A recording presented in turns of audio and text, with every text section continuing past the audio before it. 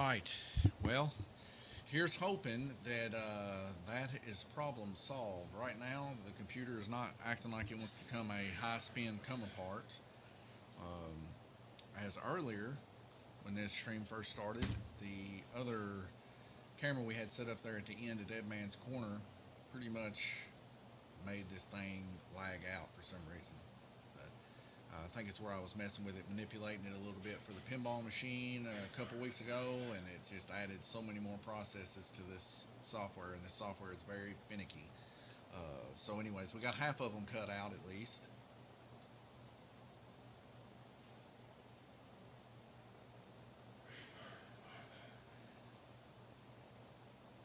Yeah, Justin, I understand you think this is a weak Hawaiian shirt, but like you can actually at least see the island here. Yeah. Um, and I don't know if I'm a mafia boss or not. I would highly doubt that because they don't exist. So, anyways, we're back to green racing. Hopefully, it'll stay up. We'll see.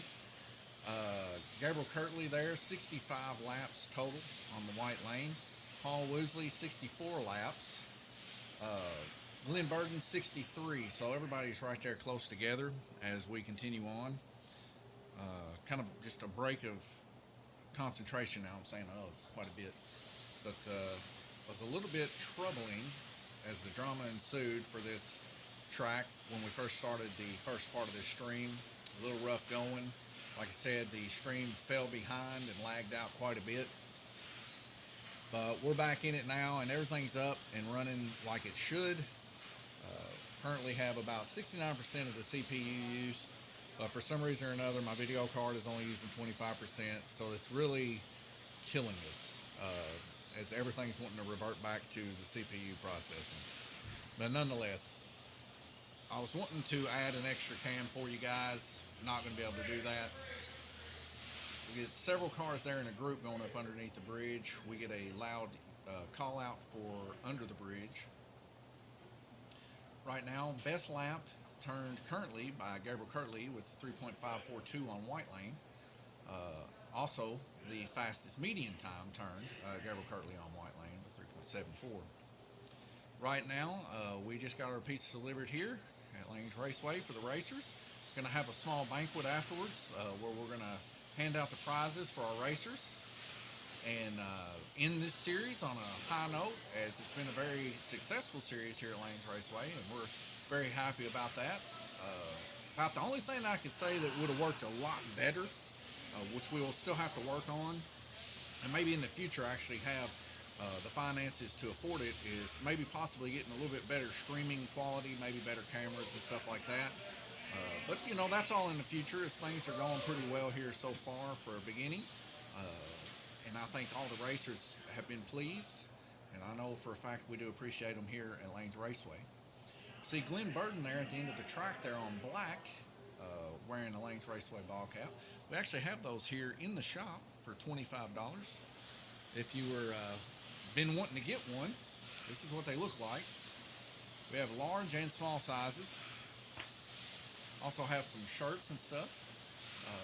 Kofor sponsored type shirts, and Cahoza, which are a type of gear that we stock here at Lanes Raceway for our 332nd cars. At the end of the heat there, we'll take a quick look here. If I can do it without completely destroying my PC. At the TrackMate here, and we can kind of get somewhat of a understanding of what's going on here.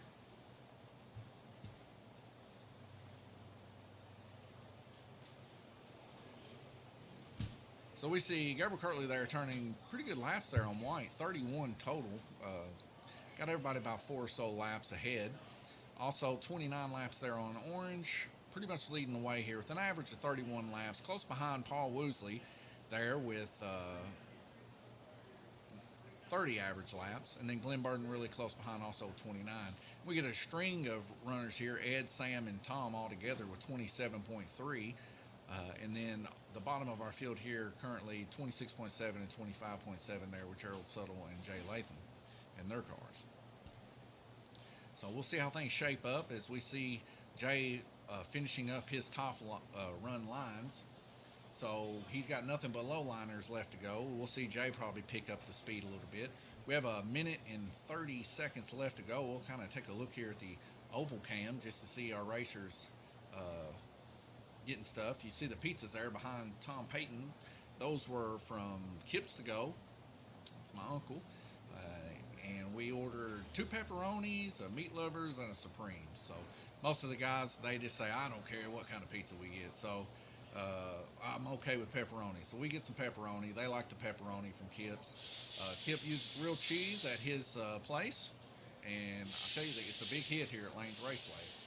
See him setting up the white table there. Got some snacks and stuff out there. I think Christy Bobby, one of our fellow drag racers here, Paul Woosley's wife, she got some pretzels made up. And we also, in that cardboard box there in the top left of your, or top right of your screen, just where Ed Howe passed, and where Tom's passing right now, there's some treats that were brought in from Gerald Suttle. So everybody's getting in, and it's just a good way to round up the series. Is like I said, we're very pleased with each and every one of our racers here. They've all really fought hard and gave it everything they could give to get as many laps as they possibly could give. And we're excited to see them get paid off finally and start us a new series. Our new series is going to be starting in January. We see a nice clear night here at Lanes Raceway. It's pretty busy. Between here and the Mexican restaurant next door that just opened up, almost need a little bit more parking. It's a very happening place here in Livermore, Kentucky. Heading back to the race, though, we see Sam Nelson now on black, as he will take the garbage lane for this run. Garbage lane consisting of people going up underneath the bridge. That's where they tend to come off the most. And they end up wrecking about right where Randy Kirtley is with his black and white flannel or checkered flag shirt.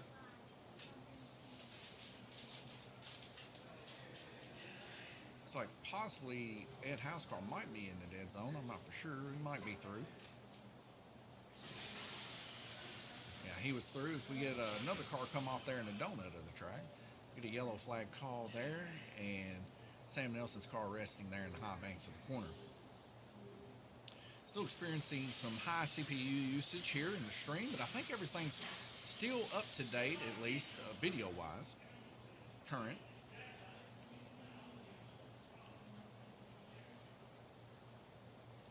Sam Nelson saying he's having some issues with his car there. Wasn't even on the throttle, he said. We'll see what happens here.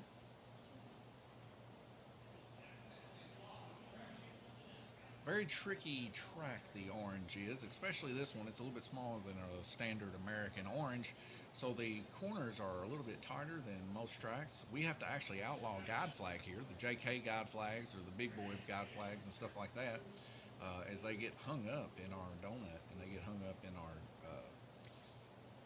final corner there for the backstretch. So most of the time we just run the standard Cofer guide flags, cut down Cofer's graphite guide flags, and they work just fine. Most guys got those. Also the Mid-America red guide flags that come standard on their cars, they work decently too. Just your standard size, not oversized. Gabriel Kirtley currently 99 laps, almost breaking 100, median of 6.7. Paul Woosley beating him out, and so is Glenn Burden there, 6.4 and 6.6. But Ed Howe there on green, turning a median of 4.24. All three of these guys in the 3-second range when it comes to best lap. Jay Latham down there on blue in the 3-second range also. It's like I said, Jay's now finished his higher lanes. He's going to start picking up a lot more laps as he goes lower on the track. But the orange track, relatively equal, as the circle track's not so equal. It is very lane depictive for sure.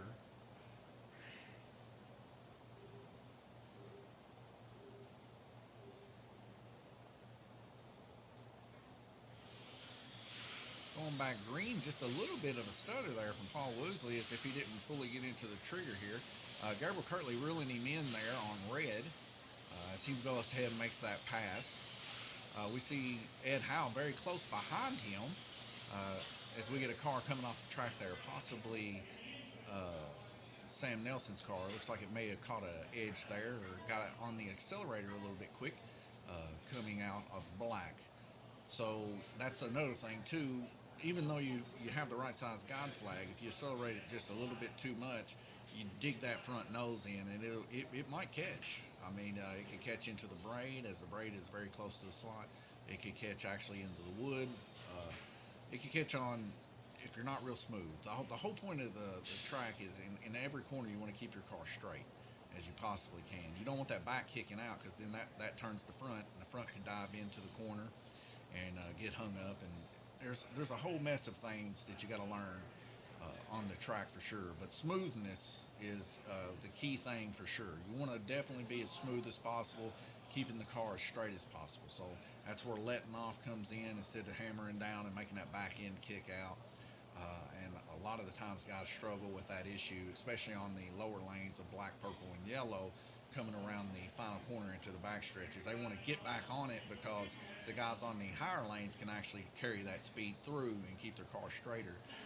And they don't want to lose that time, so they kind of hammer her down a little bit too hard and take the smoothness out. Alicia Gaddis says, "Go Jay." Yeah, definitely been rooting for Jay the past couple weeks as he's been really putting in some work on his car, sending pictures to us here at Lanes Raceway, and we've been reviewing those, and he's really put in a lot of quality work there.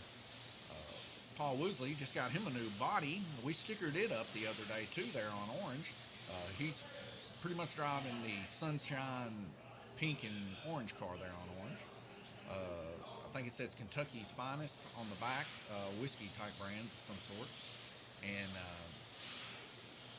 Fighting Rooster or Fighting Cox or something like that, some sort of whiskey brand. But anyways, he got that stickered up here at Lanes Raceway. It came out really nice. It took a long time to get it picked out, as you know you're dealing with 1 inch by 1.5 inch stickers, so the holes are very, very, very small. Almost need a magnifying glass to work on them a lot of the time. We take a look there at Jay's car coming around on blue. As he takes the high banks underneath the bridge, it's rolling around, and better watch out coming around the high banks there as we have a car off on its lid. It looks like Sam Nelson's car again. Jay Latham taking advantage of the lights there as he gets him a quick lap and catches up there on the backside of Paul Woosley.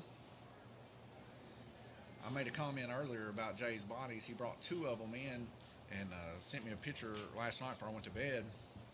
And on my message, I just seen both his cars, and I said, well, one of them looks like Carnage and the other one looks like Venom. So I nicknamed his bodies Venom and Carnage, and the one he's driving now looks like the Venom body. Of course, the Carnage being more red.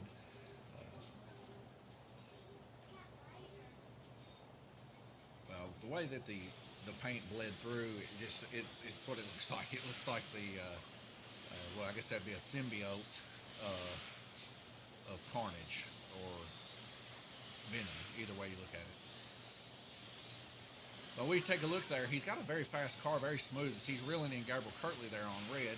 We see him taking the inside approach there. Oh, and he gets a flip out there on the back stretch. Just caught a little bit of an edge, got a little back into the accelerator a little bit quicker than usual. My wife here, she's the one that actually ordered the pizza for the guys. She's got that all set up there on that white table you seen during the break. So we appreciate her. She's not been feeling all that well the past few days. She's kind of had her a little bit of a cough. She's really not felt good all night long. Kept me up all night long for sure. But Lulu's gift made me feel better. Justy said Lulu's gift made her feel better. Of course, Lulu, definitely a fan of Lanes Raceway, and we appreciate her. You see Paul Woosley's car there on orange picking up the speed like a flame in the wind up underneath the bridge currently now as we in the heat 4 of 8 here on the orange track. We'll take a quick look here at the track mate and maybe do some comparisons.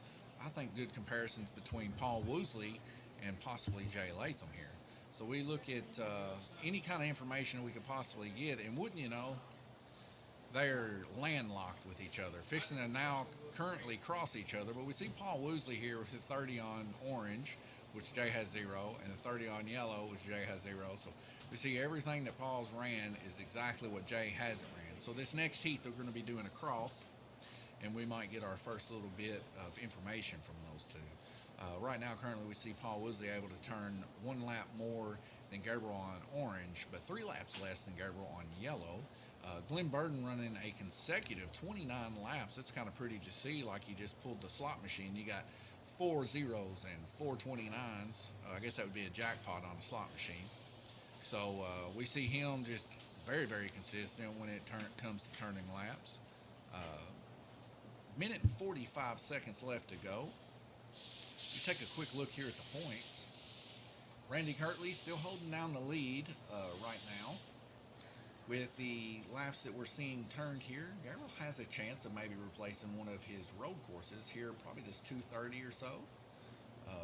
Also, we got Glenn Burden. He's probably going to be able to replace at least this 198, I'm sure, running 30 laps on each. So, plenty of guys going to be able to turn some better laps and get some more improvement. Paul Woodley, Jay Latham, and Ed Howell, Gerald Suttle, Tom Payton. Everybody all the way down to pretty much Tim Hall. Sam Nelson has a chance here to gain some laps. Maybe unseat Tim if he has a really, really good turnout here. Be kind of hard as we see these laps difference between each other.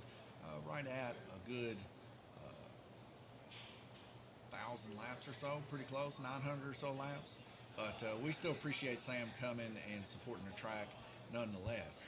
So we see Bo McPherson kind of dropped off in the past few weeks. He's had trouble with his car. He's also just started a new job. He's kind of tired, and we understand that, but we appreciate Bo too. Jason Howard really just kind of fell out of the circle scene. Was doing really well there at the beginning, second, third places and stuff like that. Sometimes he'd have some trouble and finish towards the back, but he kind of fell to the wayside too as he went to drag race, do a lot of drag racing. So we'll see how he works out in maybe the next series possibly. Tom, I didn't really meet him but one time. He come up here and practiced, and I ended up getting sick, and he came to a race. I only seen him come to one race weekend. Stephen Hayden, of course, he's our Deputy Dewdog man, and Robert Whitaker, of course, he's been doing some dirt biking and stuff. So we understand, as these guys can't make it every time. Back to the green racing here. We see Gerald Suttle now on the black lane. Speaking of Bo McPherson, Bo, why don't you let the fans know where you've been and how that job's been working out for you? Do what? Why don't you let your fans know how that job's been working out for you? It's not working out very well right now because I'm missing the series, but we'll be back with JRC series. You heard it here. He's not giving up. He's just, he's tired. Can't you see it in his eyes? Look at his eyes. He's tired, ladies and gentlemen. He's a hard worker, working at his new job, putting in the hours, doing what men should do. Let it be an example to you that work comes first in a man's life. Isn't that right, Bo? You get that right. Night shift, baby. Night shift. That's something else, too. That's something I couldn't really do very much of. Night shift's hard on a man. But we appreciate Bo for sure as he comes in here, and he raced in our wing car race yesterday. And that was a really good turnout for wing cars. We had a great time racing them. And I think he actually had to go and do a little bit of work, didn't you? Didn't you have to leave and go to work? No, I just think I take a phone call. Oh, yeah. Well, he had some stuff come up, but anyways, his car was fast. I think Paul Woodley ended up getting your car last night, didn't he? I guess, I don't know. Do we make a trade? I think so. I think y'all maybe have made a fair and square trade. Cha-ching! But hey, just let you know, Bo, that pizza's out there for you. Well, we best believe I'm going to get it. You better get you a slice. All of it. I mean, if you can fit all that in your belly, that's Kips and Go pizza. You know how heavy that cheese is. It's real cheese. Yeah, that's pretty. Whew. See, you know where I'll be. Hey, you need to come co-host with me sometime. Well, I will. Just give me a time and date. Well, anyways, like I said, we got pizza here from Kips to Go. Good pizza. Oh, Tim Hall come in and said, "Sup, bae?" And Tim Hall says, "Bo." Hey, Bo. Tim said he called your name. Who? Tim Hall. What's up, Kim? Bo says, "What's up, Tim?" As we get back to racing, Gabriel Kirtley, of course, still out in the lead. He does definitely have the most advantage when it comes to this track, as he's probably raced on it for the past 25 or so years. He's definitely got a good rhythm, when it comes to the S turn. Not to mention, he has been driving the Group 7, Group 27 wing car on because he's got both. He ended up buying them here at Lanes Raceway, and he's just now got them all set up. And he was running those today on the orange track. So he's got his mind, his eyes accumulated to the orange track and how fast that they're going. Simply, these cars are a lot slower than that car that he has. So his mind is just set on speed right now. As we take a quick look here at the track mate, we see Gabriel Kirtley turning 33 laps on yellow, which is the lead. But I want to get back to Jay Latham here, as we now know that Jay and Paul should have at least the sharings of at least one, as we see on purple lane there, 29 laps to Jay's 30. And we can also probably see right there on white lane, we see that Paul was able to turn his white lane 29 to 25. So both of these guys are kind of interlocked. I know our averages are not showing it yet, but you're going to start seeing these guys start to clash here towards the end. So Paul's got his set up for the long run in the donuts there for the white lanes, and it seems like Jay has his car more set along the lower lanes of black and purple.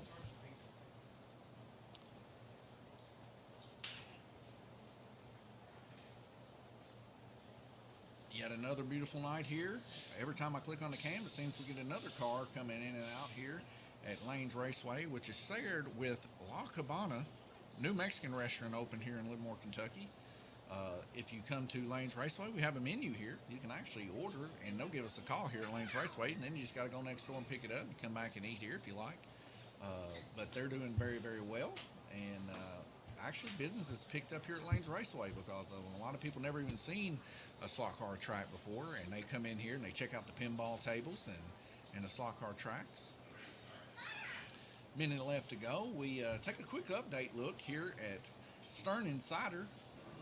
That's our system we have on our pinball machines for people to scan in and keep track of their scores. Kay's still holding it down in Godzilla.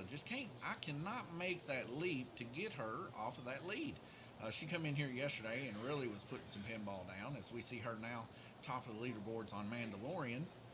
She's really still trying to do her best to take out Rock and Rod on Rush, but I'll tell you what, man, Rod put up a score probably the second or third time he come here on Rush and really put in a great score there on Rush.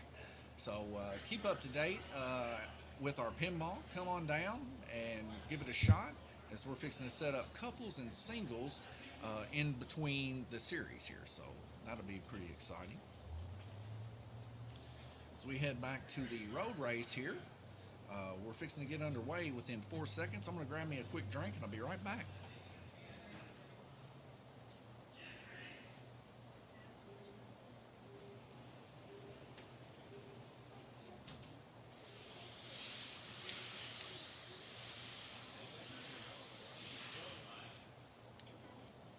So we get our first yellow flag there. Randy Kirtley going to reach his arms up there. Oh man, Randy Kirtley's meaning business right now, ladies and gentlemen. The hat is turned around backwards. He means no games right now. Look at this. That's something you don't hardly see. But he's got that hat turned around backwards, I'm sure, so he can get that head up underneath that bridge when he has to. But man, he is looking like he's ready for a brawl. Ooh, so we get a hard hit there in the high banks of the corner. Come to a stop there towards the bottom of black lane. Probably going to have to get the shepherd's hook to get that baby out. Randy Kirtley with his trade signature slogan, "Hey Tom, you got a blip up there." Jay Latham now on black lane. You can see him there holding his controller. Has a beautiful box being built. He says he has one spare. I think Gabriel Kirtley's done laid dibs to it. But him and his daddy's been working in the wood shop on a couple slot car boxes. And I'll tell you what, they're some of the best looking ones I've seen. And I've seen some good slot car boxes. They would rival any slot car box from Mr. Sawdust or anything. I'll tell you what, they are very, very well made. he's been keeping us up to date.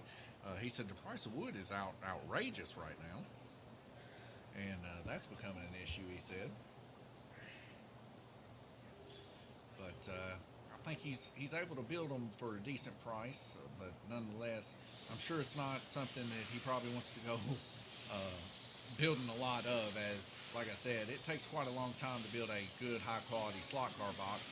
Anybody that's ever built one would know that it takes quite a bit. As we see a car coming off the top of the bridge to the left side there, and quick hands Michael Hazlip caught that one-handed.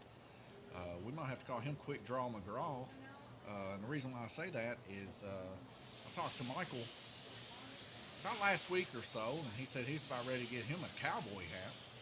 So, what comes with a cowboy hat? Six-shooter, Quick Draw McGraw. That might be his new nickname here. Michael Hazlip, specializing here at Lanes Raceway in drag racing. And I'll tell you what, I seen a truck that he made yesterday. Just beautiful, just downright beautiful. I think it was a 34 Ford truck, and it was painted flat black, and he has the black wheels with the spokes in it, the CNC wheels, the white lettering on it. This thing looks slammed to the ground. Wheelie bars coming out of the back. A beautiful machine. He didn't run it last night's drag race. He actually ran his blue Ford that he's had for several weeks. But I'll tell you what, I grew up with Michael, and one thing I know about Michael is he is very, very precise when it comes to building models. And I'll tell you right now, it rivals some of the best I've seen for sure. Is that black 34 Ford truck is something to see. I wish I had a picture of it right now, or even wish it was here so I could show you guys, because you would be very impressed with the way it looked. We see there on Blue Lane, Gabriel Kirtley rounding about, trying to reel in a big group of people. As we see, he's starting to reel in a little bit. As he catches him one there on green, Tom Payton, and he's ready to catch him another one. It looks like they're off the inside of the corner. Pizza good there, Bo? Yeah. Bo enjoying him a slice of pizza from Kips to Go, my uncle. If you're in the Island area or even in the McLean County area, stop by there at Kips to Go. He uses real cheese, like 4 or 5 different types of cheeses. And I'll tell you what, there is a difference in flavor for sure. Is one slice will fill you up, as most of these racers can tell you.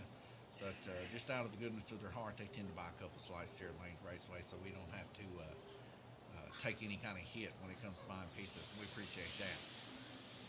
So we see 3 deep going in there. Gabriel Kirtley involved in a little bit of that. It looks like one of them got booted out, but Gabriel and Tom Payton able to make it out from underneath the bridge there as that car gets put and slotted back on.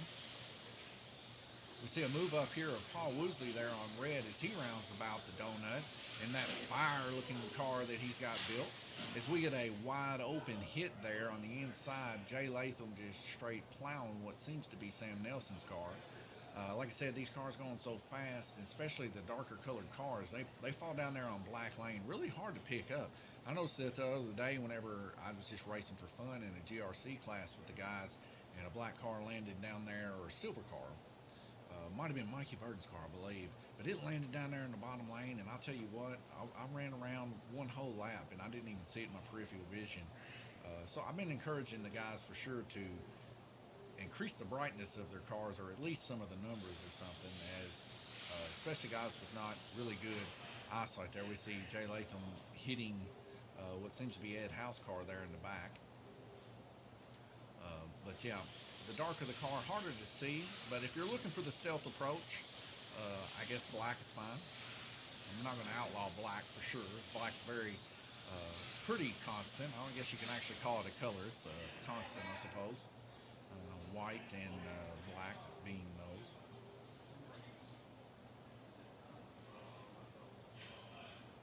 It's been another yellow flag called. 1 second left, but it's going to revert back to 4 seconds. I'll tell you what, Randy Kirtley, I like the new look. I mean, he is looking like he is ready to go skateboarding. He had him a good nickname, I thought. He didn't like it. I called him Octopus on it, so he's really good at putting cars back on. But he is very much looking like an OG today. So they call him OG Randy Kirtley. Original Gangster is what that stands for. Somebody on the internet gave him that nickname. I think it fits him well, especially tonight with that hat turned around backwards. Call back to Sylvester Sloan and Over the Top. Randy Kirtley's meaning business tonight when it comes to putting cars on. We go to track made only here. We see Gabriel Kirtley there just steadily in the 30s. Sets a little bit of a blip there on orange as Paul Woosley took that 30 from Gabriel. We also see Jay Latham here running steadily 30s and 29. Ed Howe, high 20s. See everybody within just a few average laps of each other. The lowest we see is 26.8 average laps, and the highest we see is 31.7. So we're just 5 or 6 laps in between each other. Not too many. All these guys starting to understand the way the orange track rolls. As we lifted the donut section of the orange track, there in the top left of your screen, we lifted that up to kind of flatten that out a little bit. People were having a hard issue with the way that the bank rolls over the opposite direction, helping the cars come off a little bit more. So we lifted that up, kind of flattened that a little bit, and that's helped tremendously for our racers. We hear a lot of air sound coming from the pit section. Ed Howe there blowing his motor out with some of the motor, I guess, what would you call that? Degreaser, possibly? Motor fluids, what I'm going to call it. But anyways, guys get that to clean the excess brush dust and stuff like that out of their car, keep it clean. It also is very, very much under pressure, condensed, I suppose, and it cools things off at the same time. 1 minute left to go before we go back green. We see Bo McPherson out there enjoying himself a slice of pizza.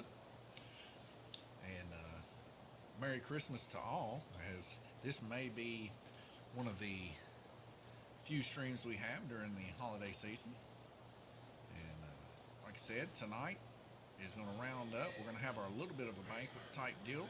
Might even get a few people to say something on the microphone if we're lucky. A few of the racers, very proud of them and how they stuck it out, raced some hard racing here at Lanes Raceway, and all that's going to come to an end tonight. We're going to see several here tonight get their payouts. We're also going to see several of them here maybe get a few extra rewards I've not hinted on yet, but there's a few that's going to be getting a little something extra here at Lanes Raceway, and I'm excited about that. 10 seconds left to go as we see everybody rounding around there to get their stuff. Randy Kirtley ready to put some cars on. Several track marshals here tonight. We're appreciative of that for sure. Ed Howe now on black lane. Tim Hall says, will there be any racing Thursday night? Yep, Thursday night. Still same old thing. GRC on the oval. 6:15. Go-kart racing at 7, which we're going to make a change to that, as we haven't had very many people do the go-kart racing. Guys are really stepping into the 4-inch class. I'm loving it, so we're probably going to end up doing a 4-inch race. But the second race has always been speculative of whatever people have. So that second race could even be a wing race, as wings have really picked up in popularity between people in this area and even in the surrounding areas. As we had Milton Gamble come in with a couple of his friends last night actually, and we appreciate Milton as he brought a prize for the first place winner last night. It was a tool set, and Paul Woosley was able to take that.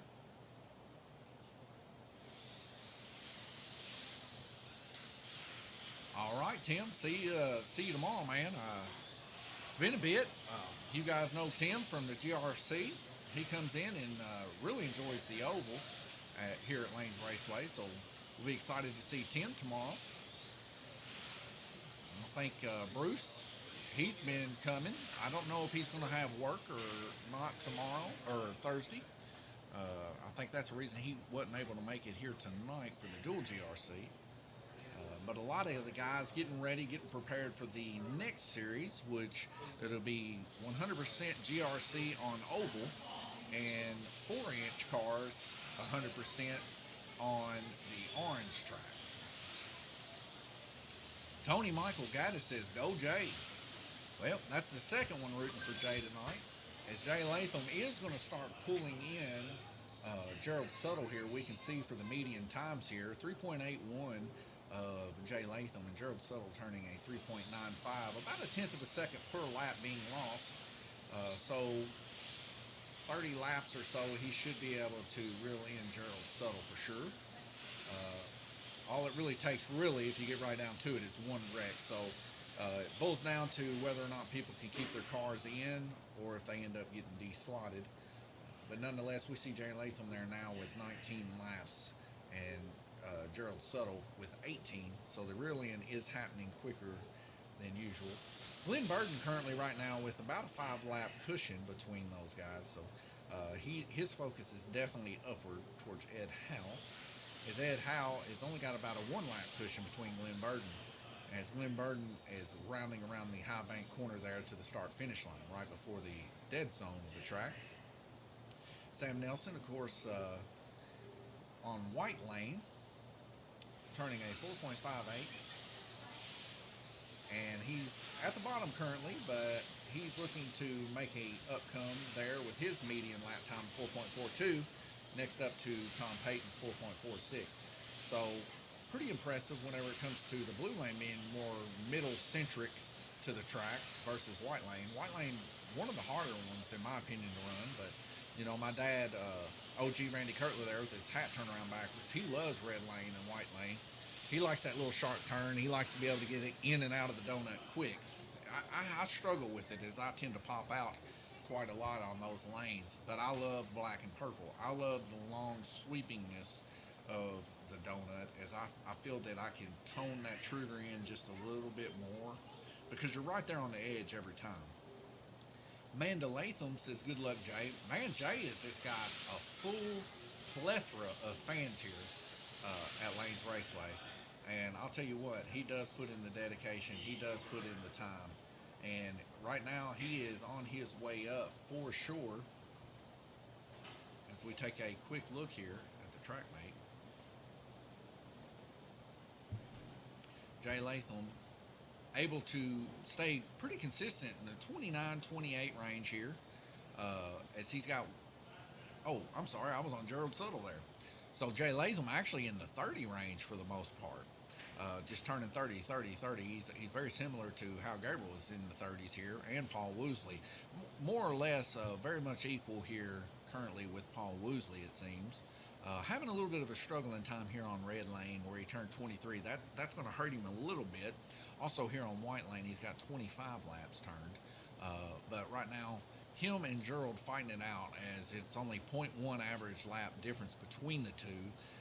And Jay Latham's going to be able to make that difference up this next lane on orange, as we'll see a swap between him and Gerald for sure, unless Jay has a terrible happening with his car where it may come apart or blow up or miss a gear or something like that.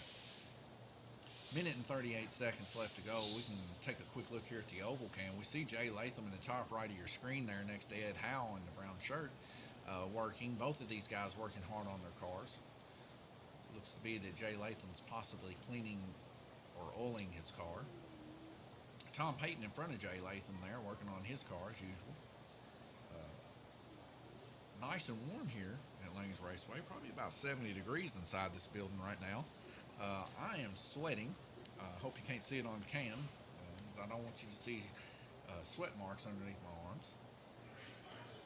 Seems like more people enjoying pizza tonight for sure, as we round the end of this series. And of course, it's just been a really good series. We've been blessed here at Lanes Raceway. Of course, most people that know me know that I believe the Lord has had his hand in this, that being the Lord Jesus. I believe in Jesus Christ as my Savior.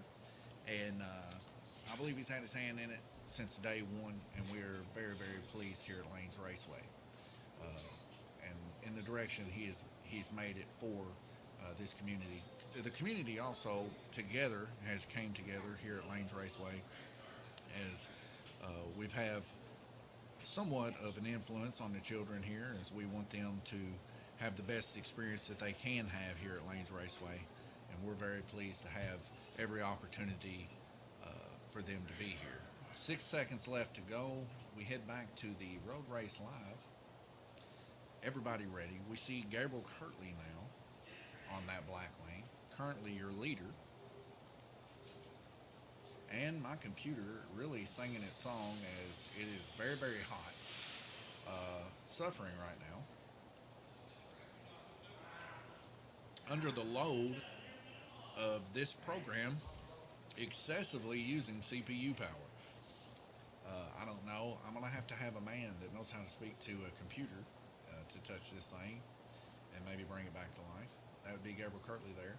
And you can see him there in the top right of your screen. Well, actually the bottom right of your screen, but the top right of the bottom right of the screen. Did that get confusing? I'm sure it did a little bit. Gerald Suttle's car there in a full-out kiltered twist. That body he's got there is a Lanes Raceway body. Blue in the back, pink in the front. We call that the Twilight body here at Lanes Raceway. Randy Kirtley at full speed. He's getting that. He's going to get it. I'm telling you, he's got it. I'll tell you, they don't call him OG for nothing. He knows how to get cars put on. So I hear some cars getting beat up and banged up, possibly under the bridge, most likely under the bridge, as people lose sight of their car and a disconnect between their car and their mind, I suppose. Just sends them for a loop. You see Paul Woosley's car there on blue, maybe in the dead zone. Nope, it's through. As he rolls around the donut, Paul Woosley's got a very impressive, speedy little car too.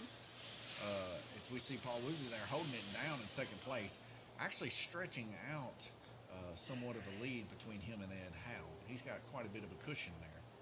As we see Ed Howe and Glenn Burden there within 3 laps. We also see Jay Latham and Glenn Burden within 3 laps. Gerald Suttle and Jay Latham right there neck and neck with each other. But like I said before, Jay Latham able to overcome Gerald as Gerald is on one of the tighter lanes. It's quite hard to run that lane on the orange track. So you're always going to be able to run somewhat of a faster lap time here. The question is now, will Jay be able to reel in Glenn Burden, and will Glenn Burden be able to reel in Ed Howe?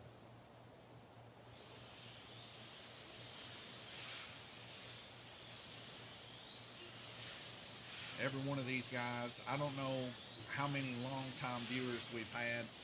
I know we've had quite a bit of viewers here at Lanes Raceway watching these live streams, but I know personally I am just impressed with where these guys have came from in this series. When we first started this series, me, my brother, and Dad, like a week after we opened, and we were talking about even starting the series, I said, we need to do the NASCARs on the oval, and we need to run a NASCAR series. And we were all just very skeptical about it. We were saying, these cars are just a little too quick for these tracks. And probably not a good thing to start a series in. But then, as we raced them and we realized how on the edge they was and how fun they was, we just couldn't get away from this being our first series, and that it was really going to help the guys learn how to drive a car. Not to mention it was going to help their rhythm out if they could get it down. And I know for a fact everybody here can see just how much maturity of these racers has shown just in the last few races alone. We're not hardly having as many track calls as we used to. If it is, it's something very minor, but we're getting a whole lot more streak runs here for sure. People just getting in the flow, running their car. I remember the first couple of races, just people just banging that outside wall under the bridge here. Now that's not even the troublesome part, really, the bridge. It's the S-turns and coming outside the donut. It seems to be people progressing, trying to keep their car as fast as they can, carrying that speed.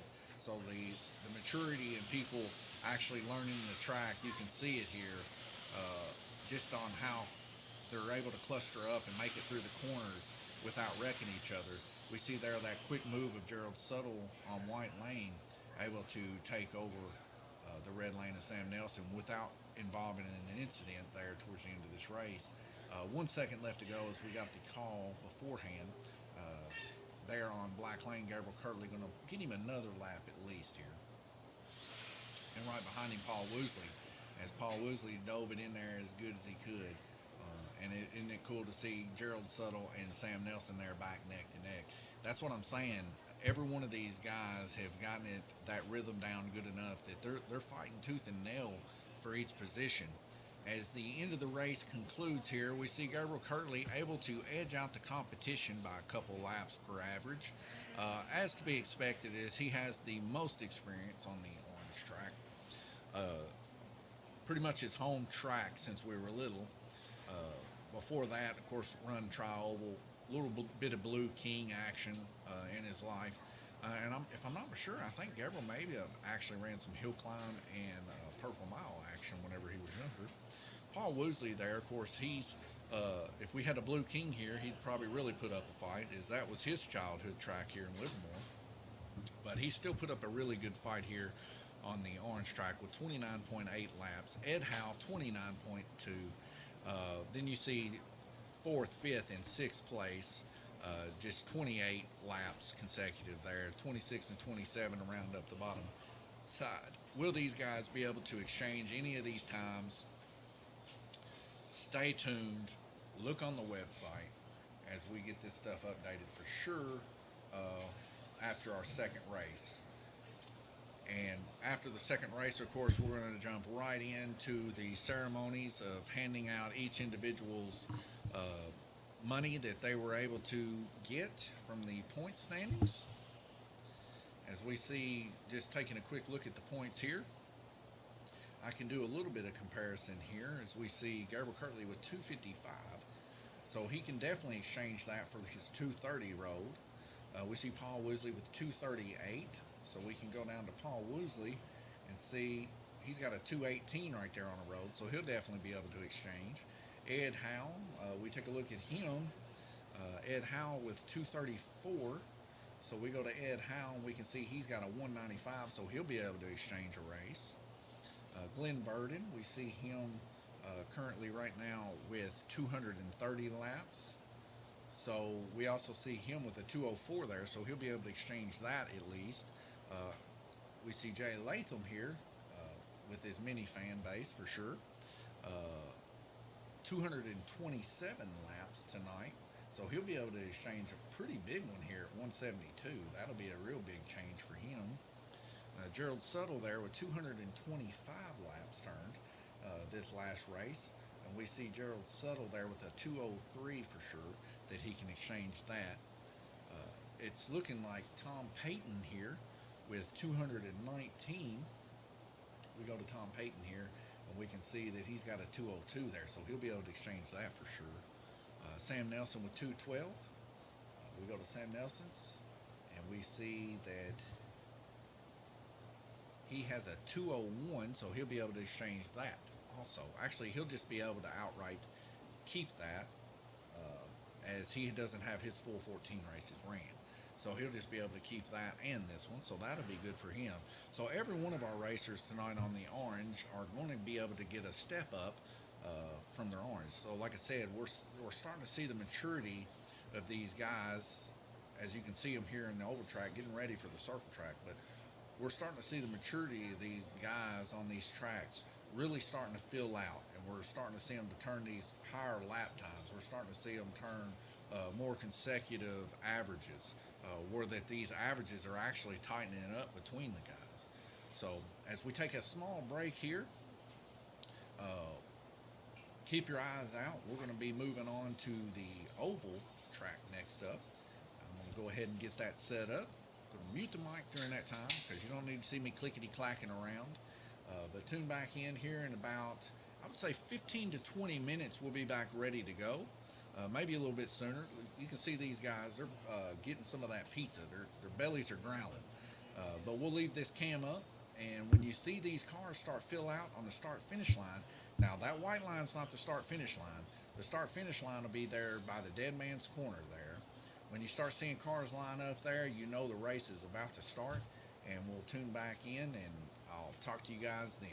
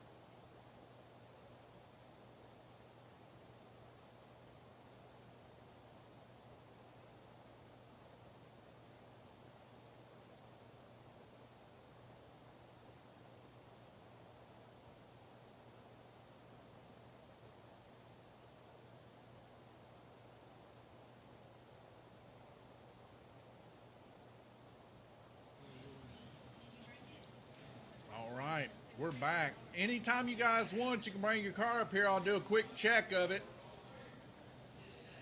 Didn't mean to blow your eardrums out. Yeah, they don't want to hear me, man. They know it comes with rules and regulations if they hear me. Hey, when you guys are ready to get your car checked, let me know. Just sitting here waiting. By the way, the pizza from Kips to Go was pretty good. Hey, oh, the points are refreshed? I haven't. Well, Gabriel Kirtley just informed me that the points have been refreshed. So if you want to go to www.lanesraceway.com, check that out. I'm heading there right now as we speak.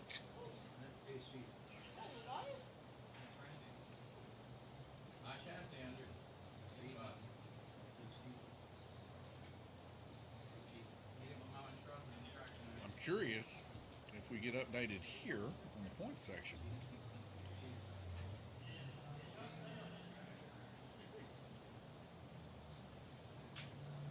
So we see Randy Kirtley. Just double check and make sure everything's right.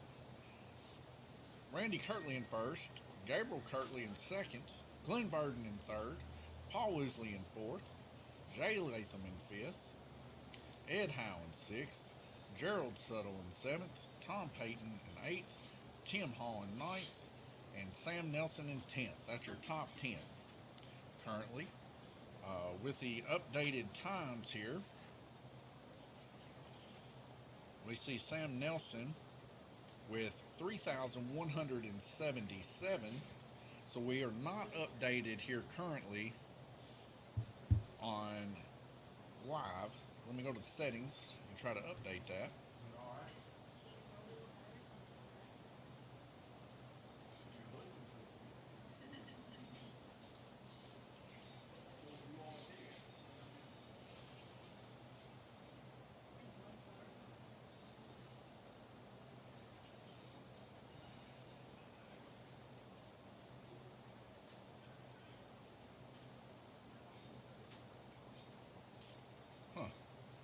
Well, not wanting to update. I might have to talk to the man that can whisper to computers. Be right back.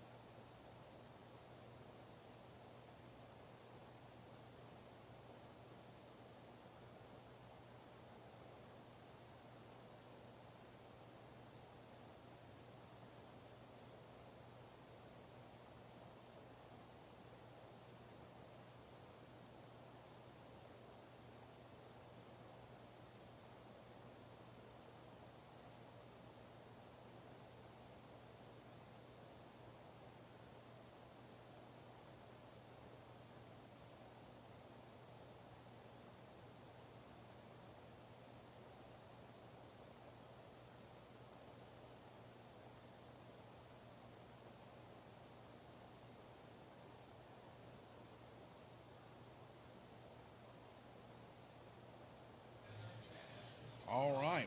Well, I just got the word that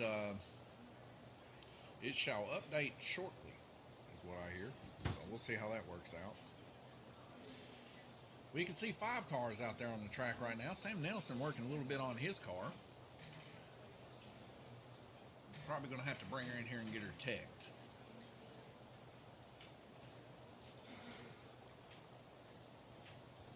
My wife currently behind me. You can see here. There's Sam. Wave hello, Sam. Hey, how you doing?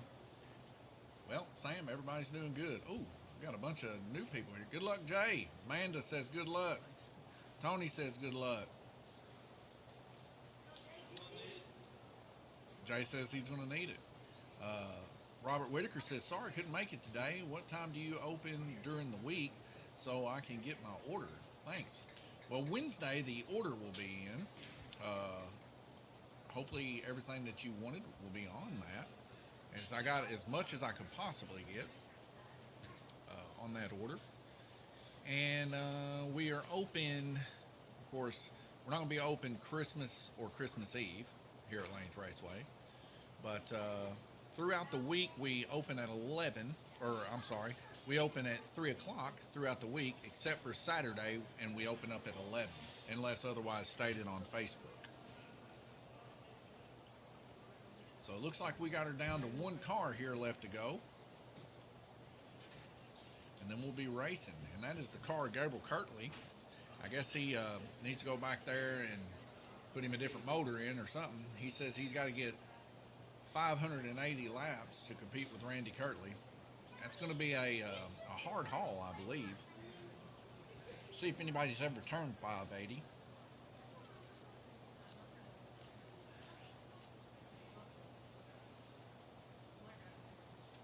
We're going to have to post that. Who do I need to send it to? Are they still sitting back there like that? You can get a picture with this. I don't know. You might be able to send it in the email. T, do you know the email? Is it Lanes Raceway? Gmail? Can you just post it on our Facebook? I tried that one time. What is it? It's a pretty funny picture of Paul and Dad.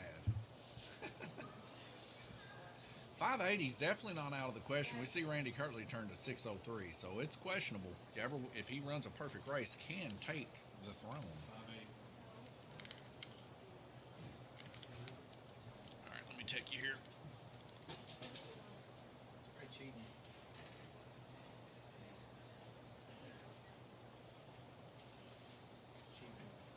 No, he's actually not cheating this time, believe it or not. Gabriel loves to cheat, though. Gabe, you're good this time. Very nice. That's Tom Payton, ladies and gentlemen, if you could hear him there on the side.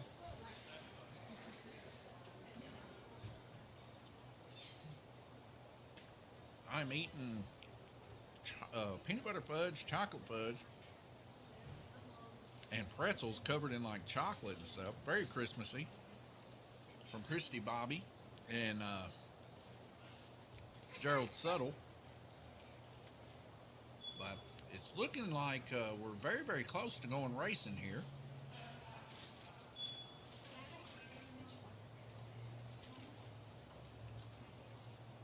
As soon as I see people hooked up, we're gonna go green for the final race for this series at Lanes Raceway. And then immediately after, we'll probably go with the iPad out there and do a small presentation, I guess you would say, of handing out our top 10 finishers money. Or, well, those that are here anyway.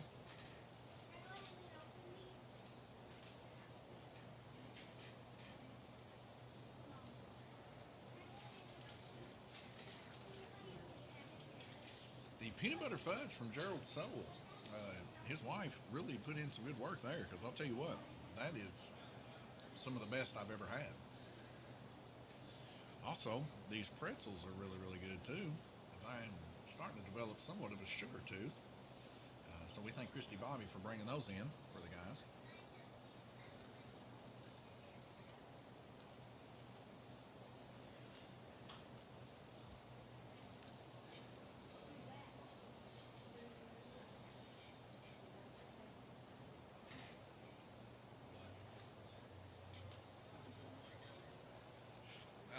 They can hear it through this.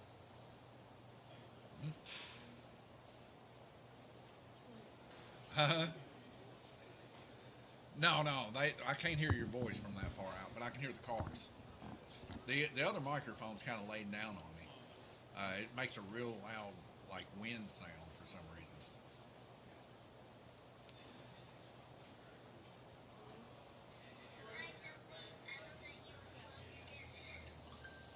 Oh,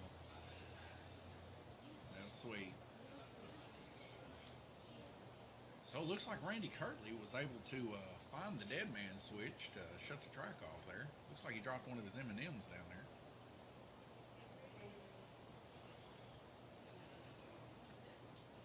He's getting her hooked up.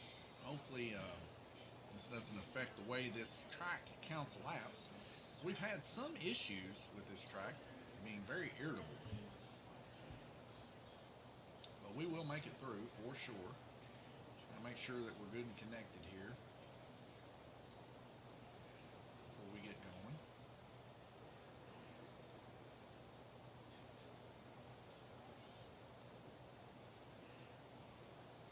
Everything seems to be connected on the up and up, it seems. The desktop's not available, but it's there.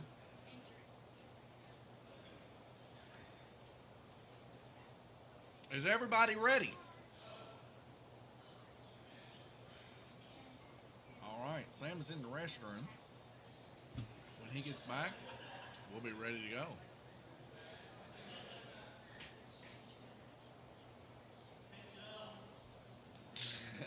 The guys are being very ornery right now.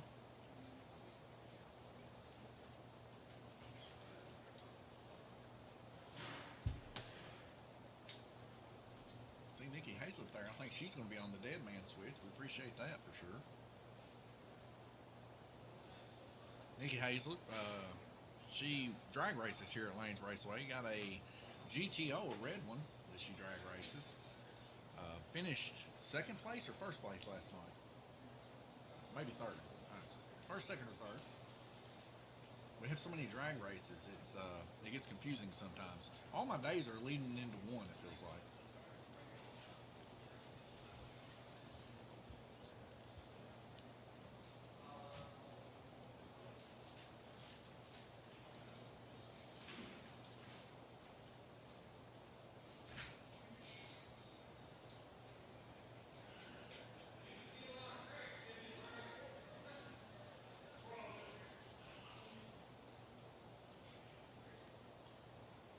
Tell you what, even the chocolate fudge from Gerald Soul's wife is really, really good. All right, y'all ready?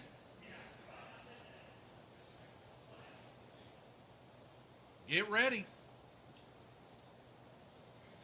All right, we're going green. Maybe I'll stop eating in front of you.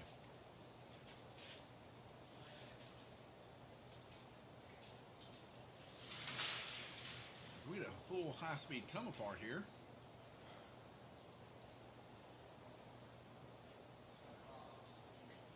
All right, we're having problems. I think we're possibly the button got hooked up, maybe stuck.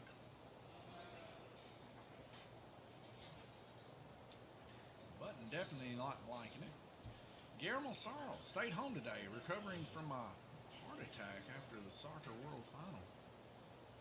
Really? Those who don't know me. Guillermo, I'm hoping that is a joke, man. I hope that is not true, but either way, I'm going to pray for you. I hate to hear it.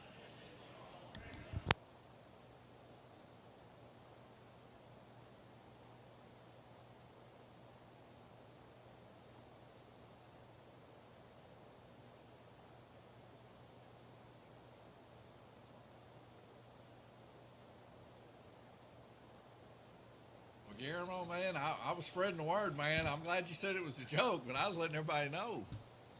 All right, y'all ready? Glenn's making his way back around. Well, Guillermo, I will tell you this. You got me, man. That joke did get me. All right, here we go. Hey, T, will you go out there? There we go. Somebody turned the, never mind, you don't have to. Somebody turned the volume up on the speaker. It was off a while ago. As we go back green racing here, we see a quick jaunt of speed coming out of Gabriel Curley, but kind of somewhat calmed her down there as the inside of purple of Jay Latham kind of blocking Gabriel off as he kind of holds back there. Jay Latham out in the lead, though, in the dead man's corner. Gabriel Curley looks like he's posed to make an attack here. Of course, we've had these two rival before, as we see Gabriel Curley really wanting to make that move, but it just kind of holding back, getting approached by Ed Howe from behind. Ed Howe there on blue lane. Gabriel Kirtley, Ed Howe, Jay Latham down low of the lane tracks here. So we see Black out in the lead there. That would be Paul Woosley holding it down. Gabriel Kirtley kind of somewhat give a little bit of respite behind the other two racers of Jay and Paul, but we see Jay making a stab towards Paul Woosley, and he gets the small, gentle budge of his car off the track. Paul Woosley holding no bars here.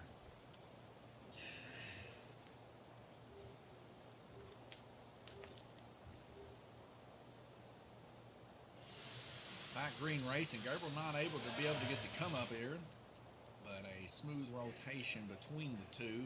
Gabriel Kirtley and Jay Latham neck and neck. Ed Howe currently on blue lane, second place with a median of 1.62. Gabriel, Paul, and Jay Latham in the 1.5 average lap times here. So we head back. Sam Nelson having an issue with his car as he comes into contact with the car of Gerald Settle on orange. Nikki Hazlip able to get that car put back on in a timely fashion. As we see Sam messing with his car here, gonna figure out what's going on.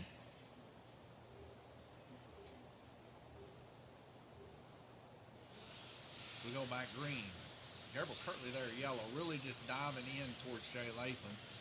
But kind of him, Paul Woosley, and Jay Latham kind of staying equally apart from each other on the bottom lanes here. As we see Gabriel there flip his trigger just a little bit as he heard that wreck take place. Randy Kirtley able to get that car possibly put back on. I think it's the car of Gerald Settles. That was Gerald Settles' car and another car. I didn't even see that one. Looks like a darker color car. Like I said, the darker color cars, that would be Glenn Burton's car. Hard to see on the travel as it's painted a darker color. But we see our race really happening down low right now for the first heat.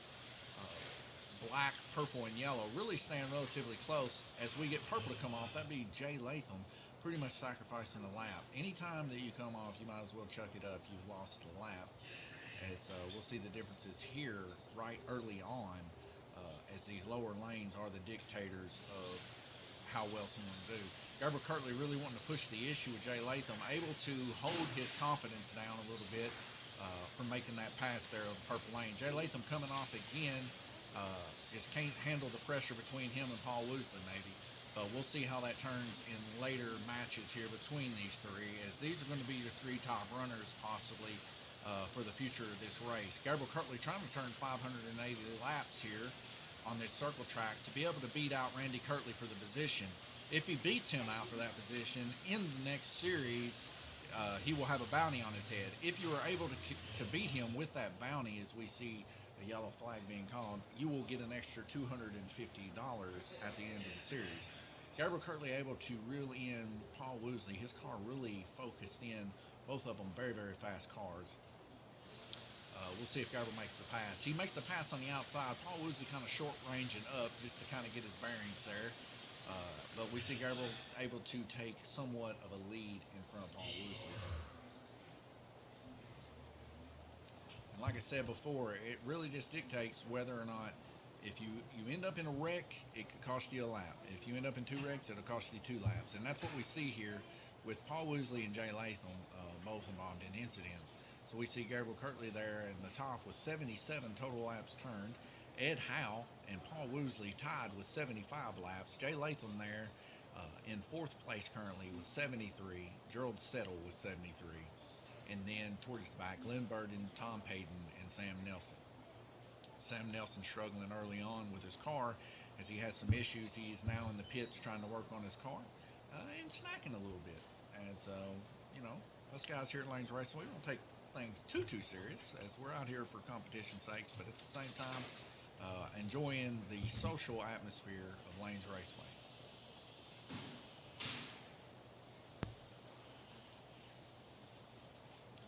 So we head to Oval Cam. You can kind of see Paul Woosley there taking a quick gander at his car, currently in 2nd place. Got that fresh new paint job on there. Got it from Lanes Raceway. He always has something for me to do here. And, of course, we appreciate that. Tom Payton there right behind him.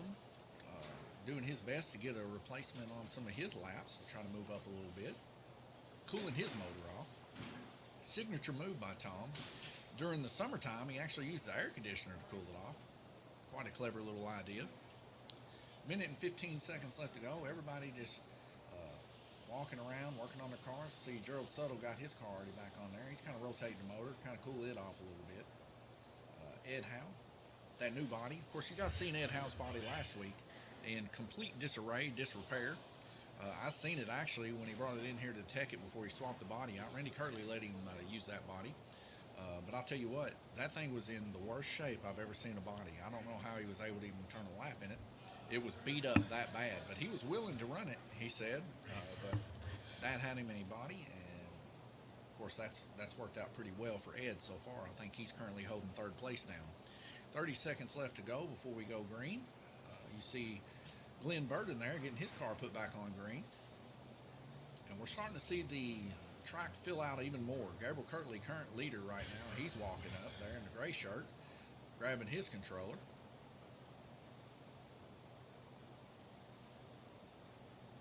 See Nikki Hazlett there helping us with the track on the dead man switch. We appreciate that. We appreciate all people that help us out here at Lanes Raceway. For those that don't know, it's a mom and pop store, really, if you get down to it. Me and my wife run it on a daily basis, and it does get overwhelming sometimes, just for us. So we go green immediately into a yellow flag there. A few guys were able to get their laps turned. Gabriel Kirtley now on orange lane. Paul Woosley on yellow. Ed Howe on purple to round up your top three. See Jay Latham down there in the bottom of black, going to quickly gain some laps there on black if he can keep her in. As we see a pass there by Ed Howe on purple. And Ed Howe actually taking another pass there from Paul Woosley, taking over second position. As we see Jay Latham struggling there a little bit on black coming out. Ed Howe's car really in good repair here with the new body on it. As we see him neck and neck with Gabriel Kirtley, actually front-running Gabriel Kirtley. Ed Howe has a very powerful motor, it seems, in that car. Just replaced it last race, so his brushes are probably just now starting to seat pretty well. So we'll start seeing more and more speed coming out of Ed Howe, especially on this circle track, where you can actually get her wound out there a little bit. The track was recently sprayed just a couple days ago with white glue all the way around it. So that's probably a good reason why you're seeing these cars not get so side to side. The track was getting a little dry. Of course, it's winter time, so we have to run a lot more heat in here. It tends to dry out the tracks. We cleaned the filters in the track, and it was funny. The filters had glue in them. I guess just where it was sucking in from where the stuff would have oozed. We get a high-speed wreck there to take place. I think that was Glenn Burden's car involved in that incident with Sam Nelson, maybe, and no, it wasn't Sam Nelson. Gerald Suttle, possibly? No, Tom Payton. So Tom Payton and Glenn Burden are your two dark warriors out there on the track, as their cars are a lot darker than the rest of the cars. Kind of hard to dictate between the two. Gabriel Kirtley there on orange. He was also involved in the incident. Radical Randy Kirtley there with his hat turned around backwards. He's ready to track marshal, ladies and gentlemen. See Gabriel Kirtley back out. Not too much of a hurt for Gabriel Kirtley since he takes the pass to Gerald Suttle there on the inside. Quickly reeling in another Tom Payton there on red as he makes a quick move there in front. Ed Howe shortly on his britches there as we see a wreck involving either Tom or Glenn and Jay Latham there down on black. Radical Randy Kirtley, though, not too much of a disrepair for him as he gets the cars put back on in timely fashion. Gabriel Kirtley there in orange. Out in the lead, just a hair by Paul Woosley. Paul Woosley takes Gabriel Kirtley on the inside. Ed Howe also on the inside of Gabriel Kirtley and Paul Woosley. Ed Howe and Paul Woosley coming into contact in the corner, causing a full speed come apart for all drivers included. The best wreck I ever seen here was done about 4 weeks ago by Jay Latham as he come out, got into contact with Sam Nelson, and wiped out the whole field. That was an achievement only very few have made. So CJ Latham there on Black Lane, neck and neck with Paul Woosley. Gabriel Curley coming out this time. There in the dead man's corner, taking a little bit of a high sin, no one else involved.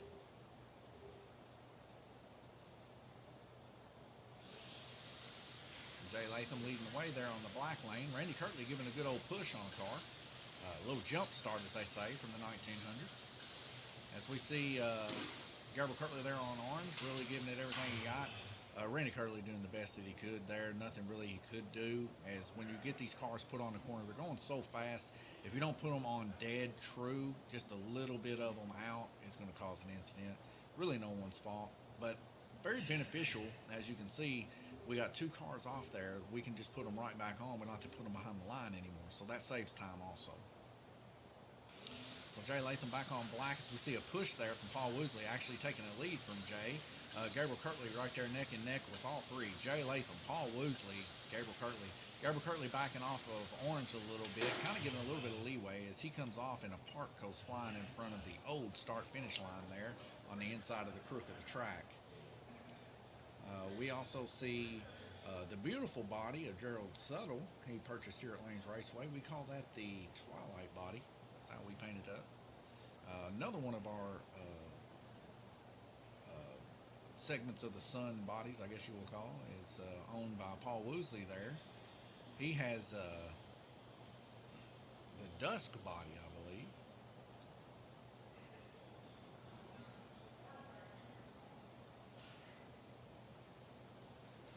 Guys having a good time out there cracking up. Full bellies, thanks to Kips to Go. Appreciate that. So we go back green racing. There on Black Lane, really neck and neck, Edward Howe and Jay Latham. Jay Latham kind of just giving a little bit of pressure relief between him and Ed Howe. Gabriel Kirtley reeling in the back as we get a red flag and a beautiful coast from both Ed Howe and Jay Latham. Track mate comes up to see the difference in these guys as we see our top four here. Paul Woosley, Ed Howe, Gabriel Kirtley, Jay Latham. Every one of these guys running in the 70s. But don't hold up yet here as we see Gerald Suttle also turning in the high 70s there on orange lane. So it's still anybody's game as we see the other four of the guys. You can kind of tell they're running the higher lanes. So not so much excitement coming from that side of the field yet, as they're not the quickest of the guys yet, but they're going to end up turned when they get their chance to run blue, yellow, purple, and black also. Sam Nelson completely set out that last turn. I don't know if he's just going to go ahead and retire his car for this race or if he's going to actually try to get back in. But either way you look at it, Sam unsuccessful in turning any laps that last one. Tom Payton there with 130. Difference between 20 total laps between him and first place. So these guys are really running very, very competitive. Some of the guys just trying to get through the race just to get a little bit extra laps to move themselves up the board. We'll see how that works out for them with 1 minute and 40 seconds left to go. Let's take a quick look outside and see how things are looking. So looks like Livermore's quietening down a little bit. Pretty much the rest of the people here probably at Lanes Raceway. As we see not many people wanting to go to eat at 7 o'clock at night. You might have your latecomers coming in maybe a little bit later that want to get a midnight snack. Well, I don't know about midnight because I don't think they stay open that late, but nonetheless, a little bit later in time possibly. Just received a couple pictures that Christy Bobby made earlier. And, they're pretty cool. Head to the oval cam here. Just take a look at these guys work on their cars. I'll be back with you in about 50 seconds.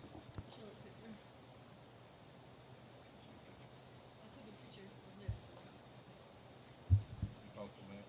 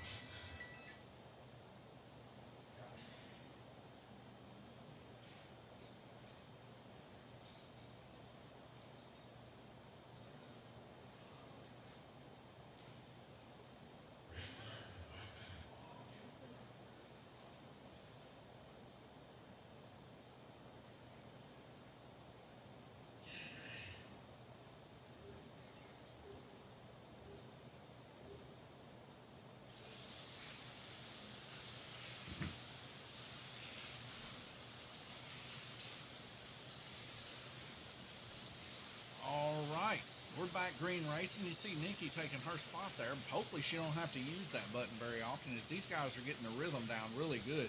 We see Ed Howe now there on black lane as we get a few of the cars coming off there. Randy Kirtley with his quick hands. Tonight his new nickname, until we get one better than OG. Right now, tonight, Randy Kirtley's nickname is Radical Randy. Radical Randy really getting these cars put back on in a timely fashion.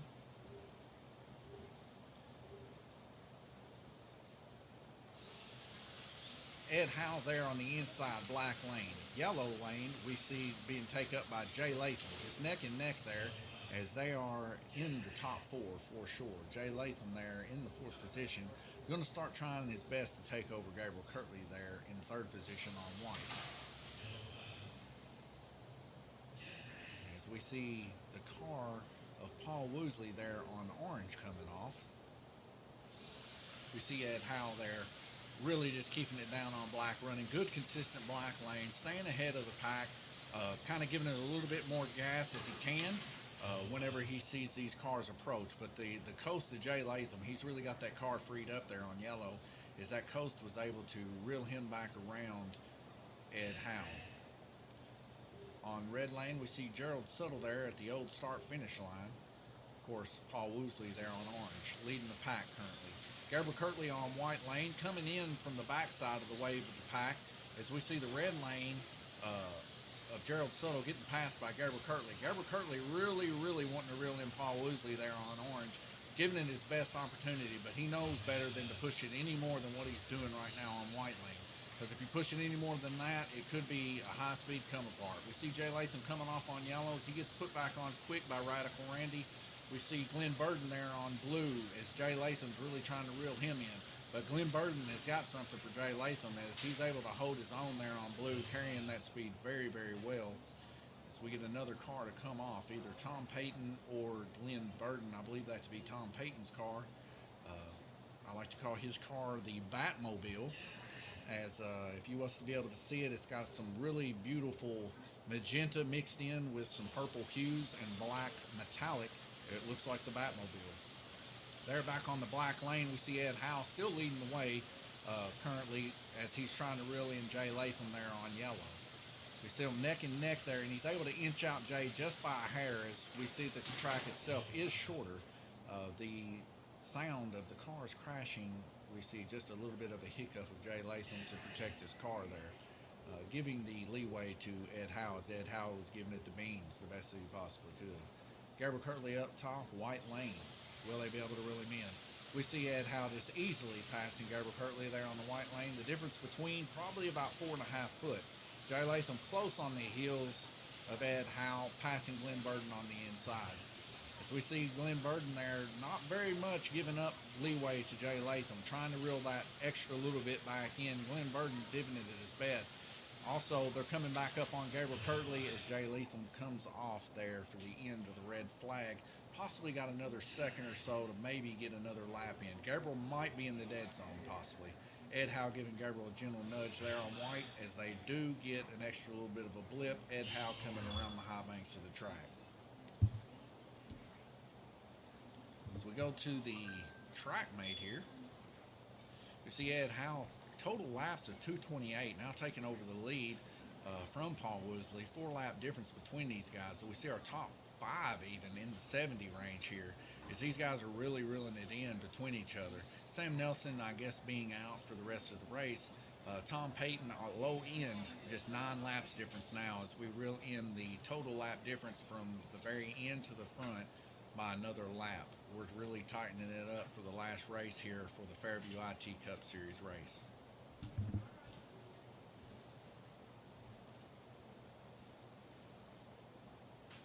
As we head back over to the oval cam, take a quick look at everybody as they work on their cars. We'll be right back with you.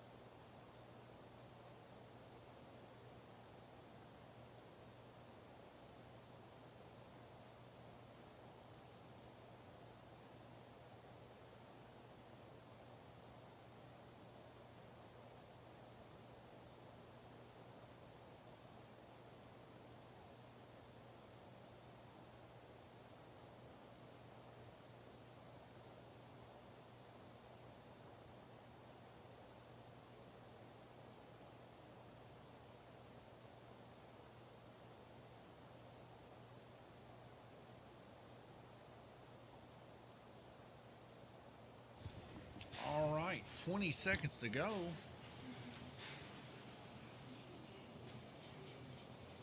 As I find my way around this computer. 5 seconds and we'll be underway. We now see Ed Howe moving up to the yellow lane. Blue lane, Tom Payton. Green lane, Gerald Suttle. Orange lane, Jay Latham. White lane, Paul Woosley. And we get a car just a quick pop out there. Possibly, this always happens, it seems, whenever braids are just a little too high. So if you got the guide flag like this and your braids are not perfectly flat like that, a lot of times the braids will be down like this.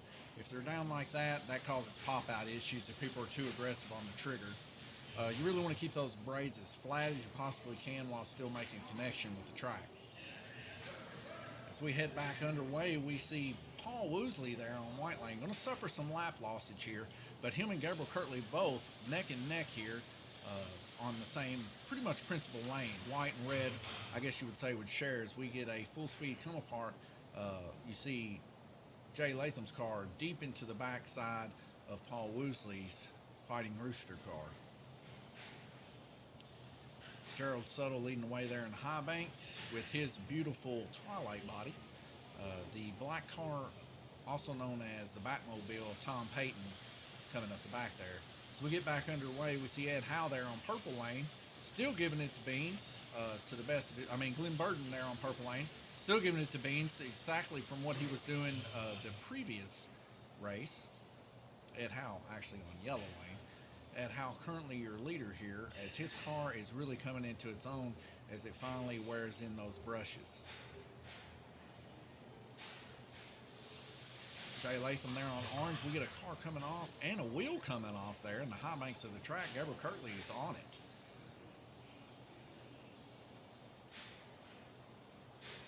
It'd be Tom Payton there. Now each racer has 30 seconds to hurry up and get those cars back on. So we'll see if Tom's able to get that tire back on within 30 seconds.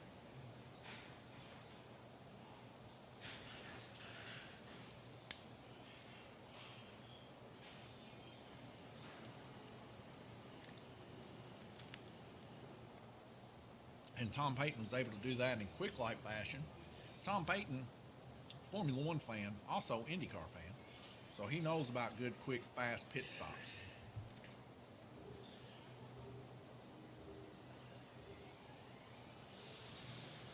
Back underway, we see a big burst of speed coming from Paul Woosley as he gets a great coast there.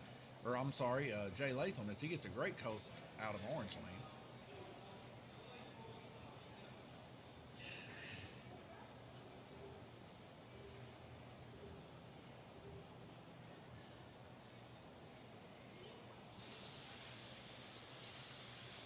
Jay Latham's car, Ed Howe's car, Gerald Suttle's car, all these guys' cars, really, if you get right down to it, every one of them really freed up as it seems that they finally come into their own about speccing out their cars, keeping them good, flat, and true, and also the braids really good, flat, and true. So we see a neck-to-neck there between Gerald Suttle and Jay Latham on orange. Jay was able to inch it out as he was reeling in Gabriel Kirtley there on red. Gabriel Kirtley just biding his time there on red lane as he's really not going to be much of a fight being that high up on the lane. We see down low, though, we see Glenn Burton there now turning those purple lanes like it's going out of style with 1.477 as the fast lap time. Glenn Burton's car actually really hooking up well since the track has been spray glued and turning impressive lap times here on that purple lane. Glenn Burton also currently the leader of laps right now with 40 laps total, actually reeling in Gabriel Kirtley there in 5th place. Gerald Suttle with 37 right behind him. Like I said, whenever you're up on the higher lanes, you fall off. Paul and Gabriel Kirtley both falling off as we see. But the next lane, Gabriel will fall into that green lane and start making up laps, kind of like Gerald is making up right now. So we round about. The guy of attention that's drawing me is that beautiful orange car. It's orange on the screen, but it's actually blood red.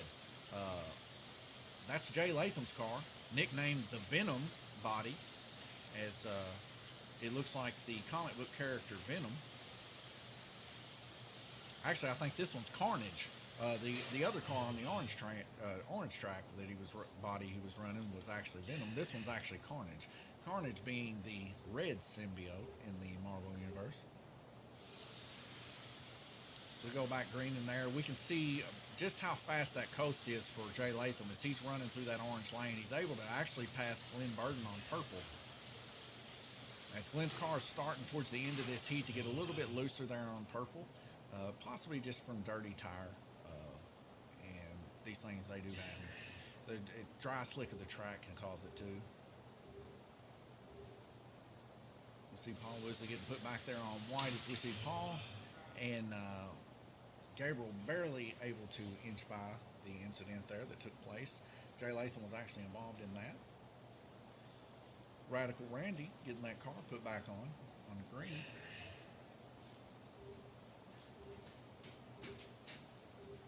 Got kids behind me having a great time. Probably looking for Checkers. Checkers been up to no good around here at Lanes Raceway. He's getting himself in all kinds of trouble. I seen him ziplining earlier this week. So the heat's over with now.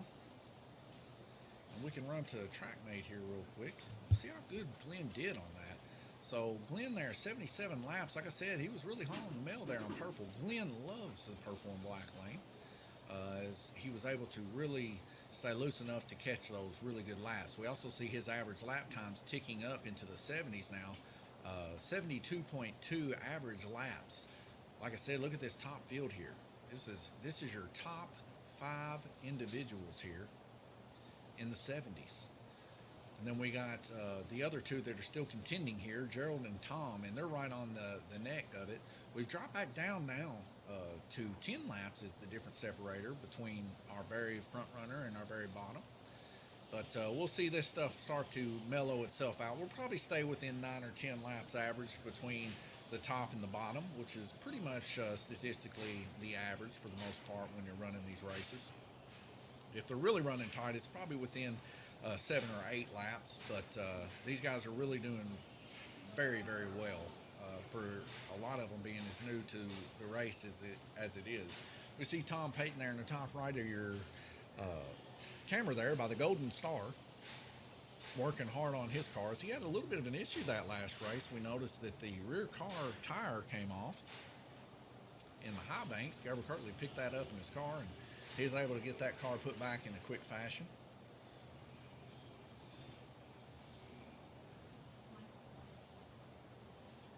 Did he? Tell him to bring it in here. I want to show some people. So Michael Hayes up there in the top part of your screen by Dead Man's Corner there on the orange track. He brought his black truck in here. We're going to take a quick look at that. I want to show it to you because I think it's very impressive. So here it is, ladies and gentlemen. Let me get my fat fingers out of the way there. That's what you're looking at, though. That's a beautiful Ford there. I believe I heard it was a 34 Ford. We even see the guy inside there. Painted up guy. Got her nice and done up. Hoosiers on the tires. CNC'd 5-star spoke wheels. Really, really impressive job. Even got the carbon fiber in the truck bed. So a lot of time done on this drag car for sure. But like I said, when we were kids, look at the tail lights in that. Even got the tail lights in there. Really, really good job. There's the guy that built it right there, ladies and gentlemen. Don't mess with this guy. Built some tough trucks. And he's got some bangers sometimes, I'll tell you right now. He's got some wisecracks that will put you in stitches for sure. Tony Michael Gaddis said, "Sweet truck, Michael." As we get a car coming off here on Orange Lane, that'd be Ed House car. We see our front runners back at it again. We're going to start seeing Gabriel pick up some speed. Paul Woosley fall off, probably giving over to Gabriel Kirtley this heat for sure. Glenn Burden's actually going to be stepping up with Gabriel Kirtley. As they're going to run neck and neck here for sure. Glenn Burden's going to actually be able to inch him out because Glenn loves purple and black lane that I've seen through this series. His car very, very fast tonight. everybody being able to pretty much stay out of wrecks tonight, as they've been really smooth on the trigger, and everybody, for the most part, not really involved in a whole lot of incidents as we've seen before on this track with these very, very fast cars. So I see, as I just get done saying that, we see Gabriel Kirtley coming off the track, involved in an incident with Ed Howe, and Paul Woosley just barely able to inch out.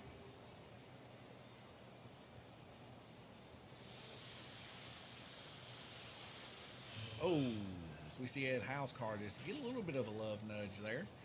Michael Hazlett, the owner of that 34 Ford truck, fixing the braids there, getting them flat, as he knows the rules. He knows them braids got to be flat. Oh, he's getting a little bit of a fluff up there. Okay.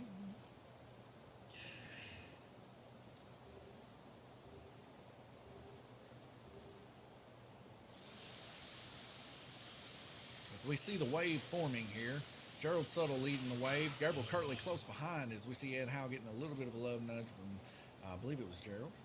Let's see, Ed Howe on orange.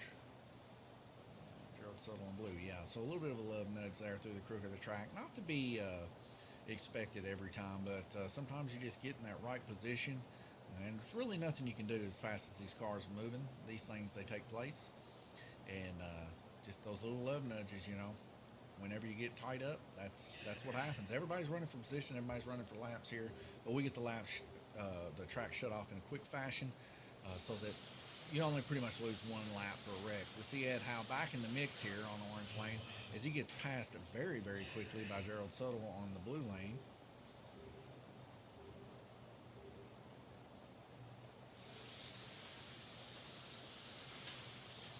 Glenn Burden reeling in purple lane as he passes Tom Payton. Tom Payton giving a good let off there on purple, allowing Glenn to go by. Glenn just giving it everything he's got there, settling it. Tom Payton running pretty close there as he comes off just there in the dead man's corner as the track gets shut off. He probably lost all brake there. White lane of Jay Latham. He came off in the high banks.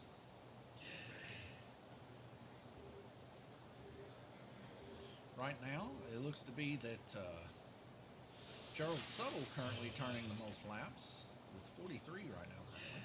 Glenn Burden right behind him with 42.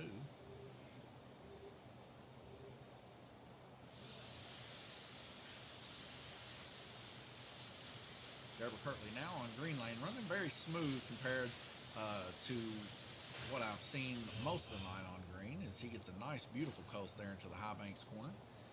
Coming up there next to Paul Woosley, as Paul Woosley takes a quick look at his car to see if it's bent.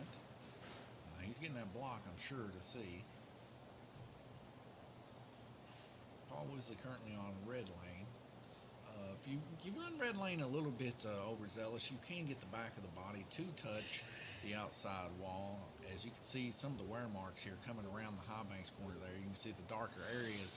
That's where the cars usually wear. So you see that's being a lot tighter than it usually is. If we go back and watch some of our previous videos from a couple weeks back, Gabriel Kirtley, Paul Woosley there, neck and neck. Also there with Ed Howe on orange. All three of these guys. Paul Woosley kind of letting off a little bit, as Ed Howe and Gabriel Kirtley just giving it everything they got to stay with each other. Encroaching up on Tom T's territory as they go to try to pass Tom there on the inside. We got an outlier here of Gerald Suttle coming up on blue, as he's coming in to join the mix of the wave that's forming here at Lanes Raceway as they go round and round. Hard to kind of follow sometimes, but we see Gabriel Kirtley there kind of backing out of that wave a little bit, actually starting a second wave there with Ed Howe and Tom Payton as we get the red flag to finish up the heat.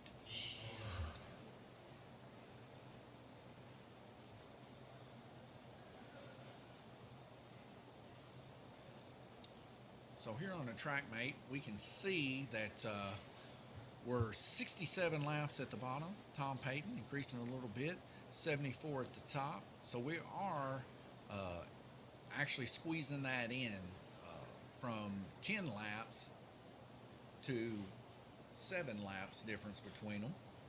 So we're actually looking at really, really good averages between these racers here. Jay Latham now turning 75 laps there on black lane. But the man of the hour, like I said, Glenn Burden, he's a hard one to mess with when it comes to them lower lanes. back in the basement days, I'll tell you right now, Glenn Burden held it down on black and purple for sure. And he's doing the same thing tonight on the circle track. 77 laps, the highest of everybody on purple, and 78, the highest by one lap on black. So Glenn Burden's coming here to settle a reckoning here on the circle track. He means no bars to be held here for the final race of the season, as he is wanting to make the biggest numbers possible, maybe even trying to break records tonight.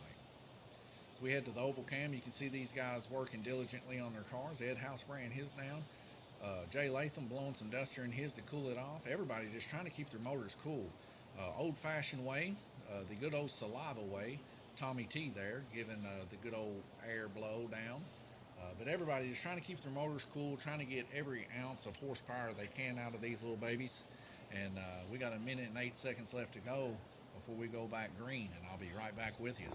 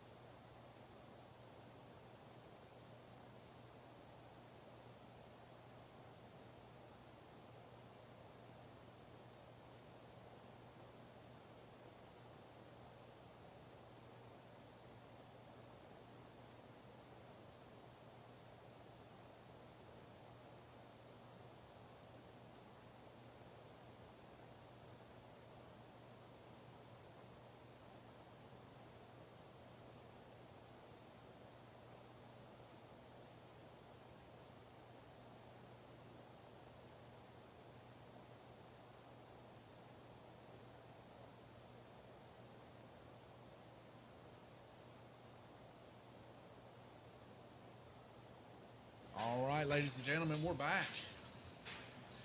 As we get that green flag going right out of the gate there on purple, Gerald Suttle fast in the previous lane there of blue. His car really coming alive. As we're going to see if Gerald has anything to say to Glenn. Well, Glenn is now currently on yellow lane, and we're seeing that there's a little bit of a yin and yang between these two. As Gerald Suttle goes to make the pass on the outside of black of Tom Payton, Gabriel Kirtley's car comes high-speed come apart in the crook of the track on his lid in the high bank corner. It wasn't just but 2 weeks ago him and Paul Woosley got into it. Paul Woosley sent Gabriel flying on his lid up the high banks into the TV. The TV is still alive, ladies and gentlemen. It is not broke yet, but Gabriel is our first contender to actually hit it. Special prize given to the first person to break that TV here at Lanes Raceway. As we go back green, we see Gerald Suttle out in the lead yet again with that purple car. Really turning in some impressive times as he's able to fend off the speed of Glenn Burden. Glenn Burden really wanting to reel him in as we see Glenn Burden there just looking down there at Gerald. As we see Glenn taking a slower approach to take off. Gerald Suttle really giving it the beans. Gabriel Kirtley approaching Gerald Suttle there on the purple lane though. And we hear Guillermo Saw here saying, Sarah saying, Gabriel has the upper hand here. All inside lanes left. And I mean, if that isn't just the pro speaking right there, Guillermo is 100% true that Gabriel does have the advantage here as he has nothing but lower lanes left. Now, Gerald, as we see, he's got the purple lane and the black lane and the yellow lane. Gerald has actually started picking up speed, but Gabriel Kirtley has actually been on another level tonight, consistently speaking, turning higher lap times. If I was to put my money on it, I'd have to probably agree with Guillermo Sauer. But even more so over Guillermo, we take a quick look here at the points. Gabriel right now currently with 408 laps, and we still like 2 heats left to go.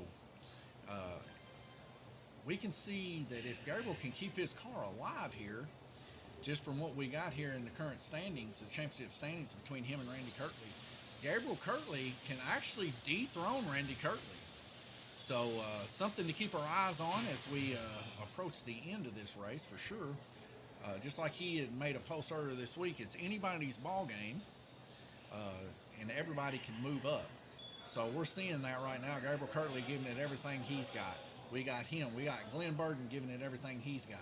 Paul Woosley, Jay Latham, Gerald Suttle, Tom Payton, Sam Nelson out of the race as his car's been retired. Ed Howe. All these guys really turning in impressive times here tonight on the circle track. The best race that I've probably seen all year long when it comes to turning high lap quality race here. Now, whether or not that's because we sprayed the track down, or if it's just simply because of the flow that these guys have gotten into, the nice waves that have been forming here on the racetrack, is left to be decided. But we see Radical Randy Kirtley there getting the cars put back on with main man Michael Hazliff there. The yellow lane there of Glenn Burden getting that car put back on, as we see him in relation to the purple lane, yet still a yin and a type yang between the two. As the waves forming around Gabriel Kirtley and Paul Woosley, we see the outlier there, Jay Latham, on black for that wave, as we see another car coming off, this time Gabriel Kirtley coming off in a high-speed fashion. Just before the heat started, Gabriel Kirtley said he's going to get Randy Kirtley, and I have to say it is definitely within the crosshairs of here unless something catastrophic takes place in Gabriel Kirtley's car. There on the inside of Gabriel Kirtley, we see Gerald Suttle. We can see his car just kind of walking Gabriel on blue, as Gerald's coming back around on purple but not able to hold his car in on Dead Man's Corner, as the acceleration was just a little too much coming out of Dead Man's Corner. Actually coming up into the track of Paul Woosley. We go back green here. Gabriel Kirtley, Paul Woosley, and Jay Latham at the end of your Dead Man's Corner. Everybody else kind of separated a little bit. I'm kind of curious to see how well Gerald did on this one. It's actually dethroning Glenn by one lap on purple. So Gerald's car really starting to be quite fast on the lower lanes here. We also see Gerald turning an impressive time even above Gabriel Kirtley there on blue. So we're starting to see Gerald Suttle's time start to improve here too, as he has 2 heats left to go here. I just got a feeling about me that we're going to see that average actually increase from 71.5 and going up. But like I said, we see Gabriel Kirtley here, nothing but 70 straight across. It's really going to be a hard fortress to break. Also, Paul Woosley here with nothing but 70s across. Another hard fortress to break right there. We're going to see these guys actually increasing too. Probably start falling off here within the top 4 of the leaderboards. A minute and 30 seconds left to go.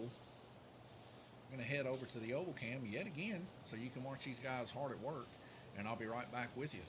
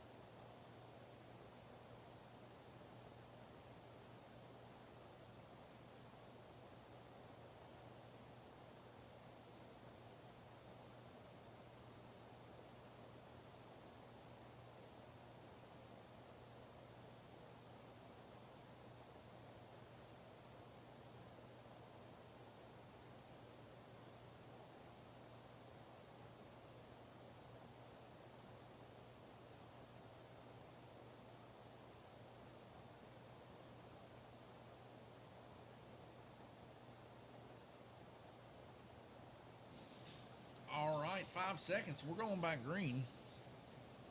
So we're going to start seeing these lights drop out. Thank you for the like. As we see Gerald Suttle now on black. Can he beat the record of Glenn Burden on black? So far, a rough start for that, as he starts a small incident there at the bottom of Dead Man's Corner involving Gabriel Kirtley. Like I said before, Gabriel Kirtley in very, very good standing here. Should be able to turn impressive laps, if not held up. Gerald Suttle really dive bombing it down there on black. as his car is quite fast, as we see. Able to hang it in there for sure. Tom Payton coming out there.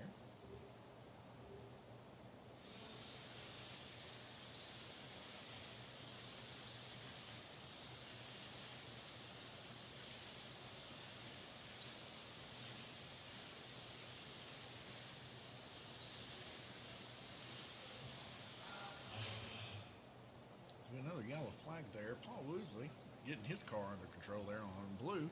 Just taking a quick look over some of these laps as we see Gerald Suttle turning an impressive 1.449 as a best lap there on black. Very, very impressive.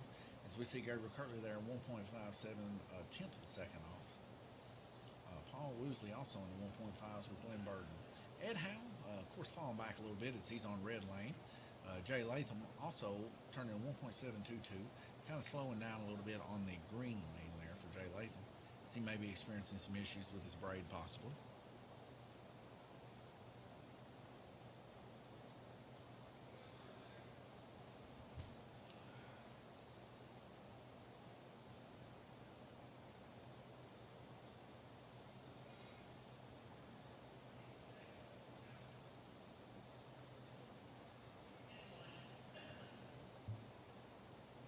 Hey Eddie, how you doing, man? Just streaming this last race, Eddie. Kind of miss you out here, man. I know you've been hard at work there at the YMCA, and I know I've definitely been missing you on the GRC races. I know my wife said she's missed you quite a bit too, so we'll be happy to see you. I think Glenn said you was going to maybe make it back at the first of the year, so can't wait to see you, man. Maybe play some pinball and stuff. Of course, your daddy has been getting pretty good behind the old pinball machine for sure. He's really approaching beating Kay there on Godzilla. He turned a really good, impressive amount of numbers last night in the 300 million range. So he's really getting it up there. He's able to get Titanosaurus Rex and beat him on a pretty much a regular basis now, as he's got those shots down.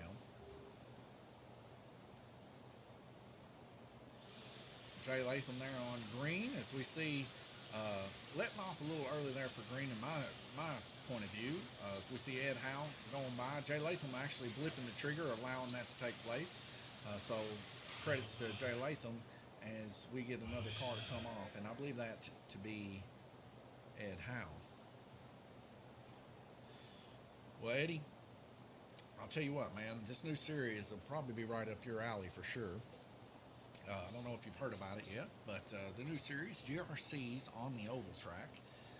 On the orange track, it's going to be 4-inch, which is what these cars are categorized as. These are like a flexi 4-inch.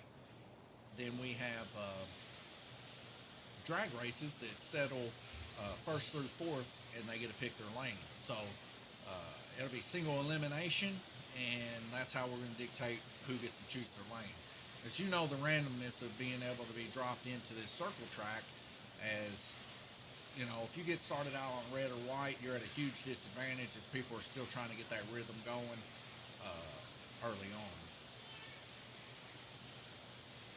Man, I hate to hear it, Eddie. Well, maybe you'll still be able to catch up on some of the GRC races that we're going to be having also on Thursdays like you used to. Maybe a couple dual GRCs on Sunday. Back under racing here, we see down there on the black lane, Gerald Suttle turning some good times as we see him reeling in more and more people, turning 66 laps. Next up to him, Paul Woosley turning 65. As we're seeing that gap between Gerald Suttle and Paul Woosley shrinking at a rapid rate. 10 seconds left to go. We see a change. Paul Woosley taking over Ed Howe just by a hair. Now in second position. Gabriel Kirtley falling all the way to the bottom of the track, as it seems that Gabriel Kirtley is having issues with his car.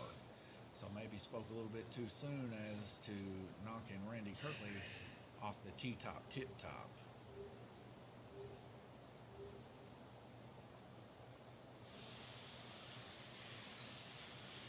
If he's able to get that car back in, Gabriel Kirtley currently needs right at 25 laps 26 laps to be able to beat Randy Kirtley. So on Purple Lane, Gabriel, of course, suffered drastically. As we take a look here on the track mate, Gabriel Kirtley turning 17 laps. Gerald Suttle turning an impressive 78 on Purple. Also, Gerald Suttle, the first one to hit 80 tonight, as we see Gerald Suttle hitting 80 on Black Lane. So Gerald's car really freed up, really doing well tonight. Paul Woosley also going to be reeling those two in. So we see Jay Latham kind of somewhere midfield here. Still has a chance to move up. Tom Payton also. He's a little bit higher on the hog. Gabriel Kirtley actually has the best ability to be able to move up a little bit if he can get his car back in there. Of course, he is 20 laps down from Tom Payton. But he does have Black Lane, and we'll see how that works out for him if he can get his car back in there and going. Heading back to the oval cam, you go out, watch these guys work on their cars. A minute and 30 seconds. I'll be right back with you.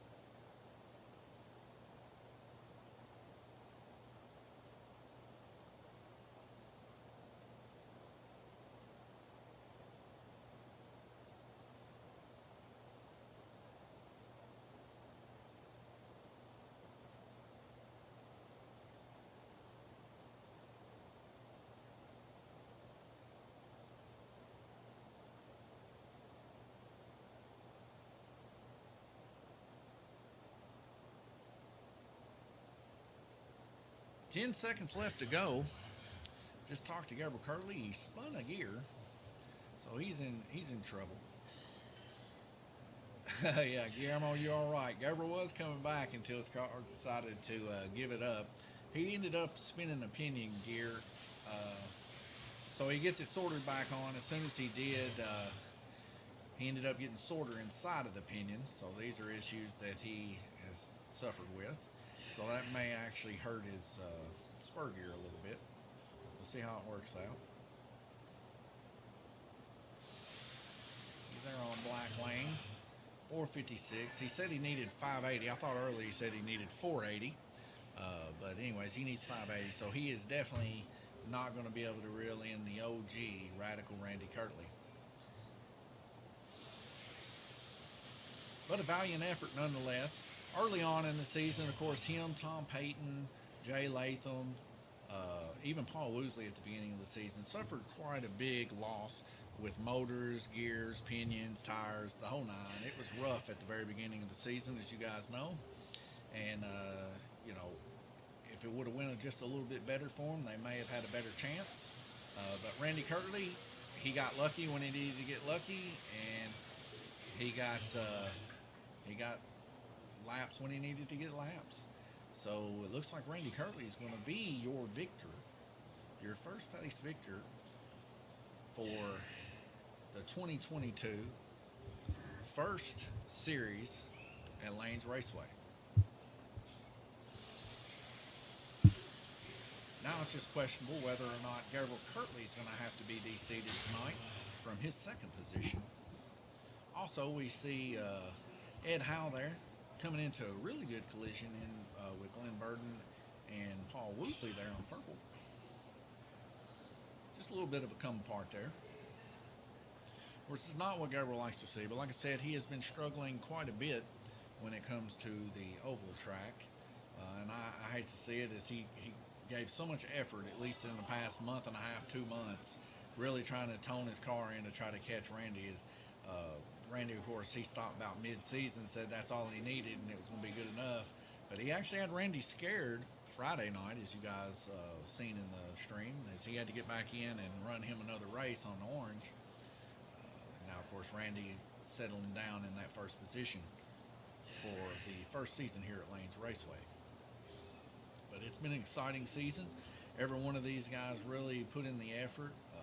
Everybody asking questions, trying to get their cars faster, trying to get them to handle better.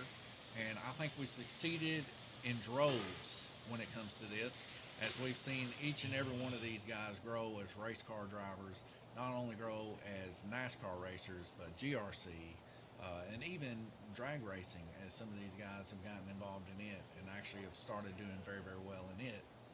But nonetheless, every one of these guys putting forth the effort, giving it everything that they got, and we see this season come to a close. And we're fixing to go into our banquet just right after this race. Of course, you're probably seeing the view that you'll probably see, but you'll also see one other camera view.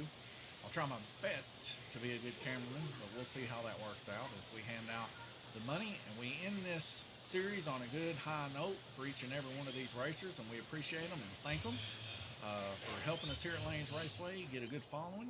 And we're going to continue on into the future, trying to push the limits of slot car racing, and also try to push the limits for each and every one of these racers, and maybe in the future even have bigger and bigger payouts. We are a small building, but nonetheless we have big heart. I like to think of us as the Rocky Balboas of slot car tracks. So we're just getting started, and I think there's more to come in the future, Lord willing, and the blessings have been plenty, and I thank the Lord for that. I thank my family for sticking with us through it all, and all of our friends, and it's been a great season, and I thank every one of you in the comment section for watching. And if you would, just don't forget to like, subscribe, and share to everybody, as that's very important for our growth, as we want to grow into their perspective of maybe getting sponsorship for these guys eventually, and others that decide to come and join into these series, as this is our upper echelon series for racers. We do hold regular races here at Lanes Raceway on top of all these. Just if you wanted to get up and get a feel for how the races are ran, you can come down here, rent a car, get in a race. We'll tell you everything you need to know, and get your feet wet, get warmed up to it. That way you can get in one of these series and be a racer, and get you a couple fans like Jay. Jay's got him a distinct following. We also got his father-in-law, actually, Bruce Bullington, has a following in the GRC community. And I'll tell you what, Bruce, I think he's excited for this next series also. So, keep your eye out on Bruce, because I know for a fact that man can flat build a GRC car. When I'm talking about freed up, I'm talking about when the track gets shut off, he makes a lap. So, oh, thank you, Eddie. That means we've been disconnected from session, so give me 1 second, I'll get that refreshed.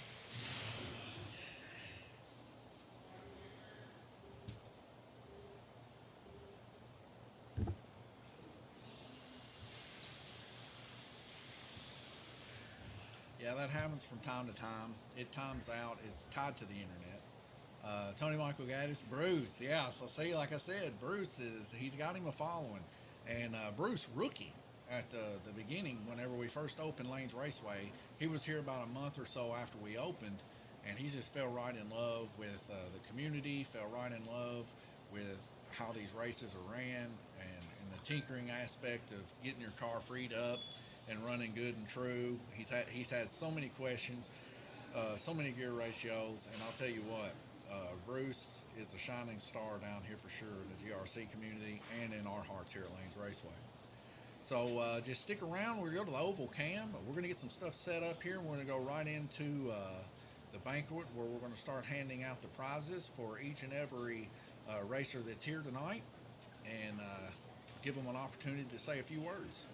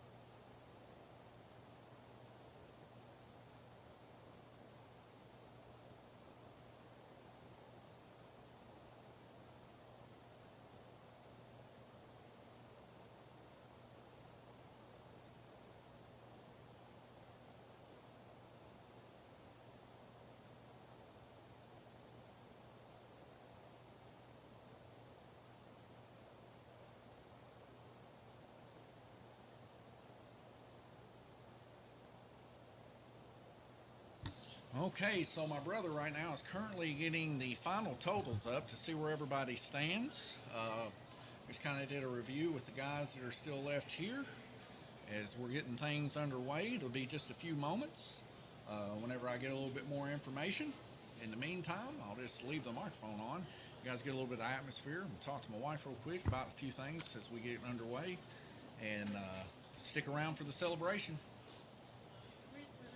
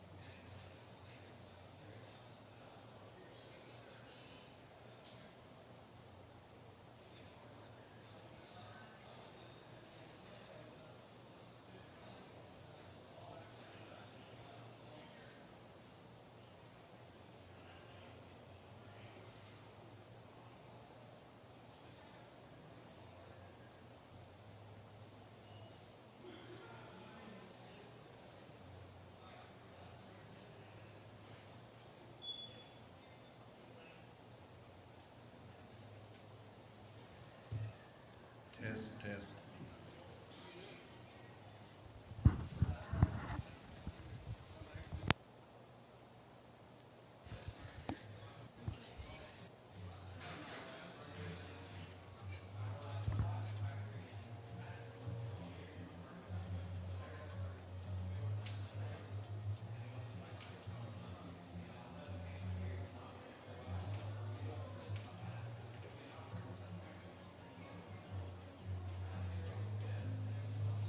Test.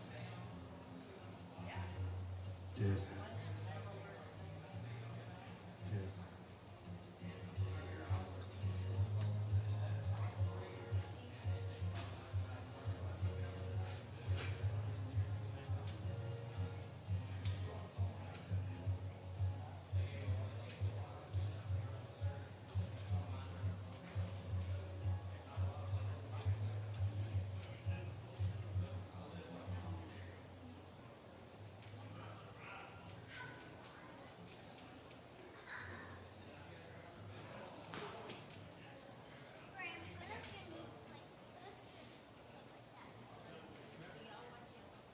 Right now, we're doing a quick check here on the computer just to make sure that of each other. So Gabriel's double checking on the computer to make sure everything's true. When that comes down, we get the final word. We'll start calling out the names for our top 10 finishers here at Lanes Raceway.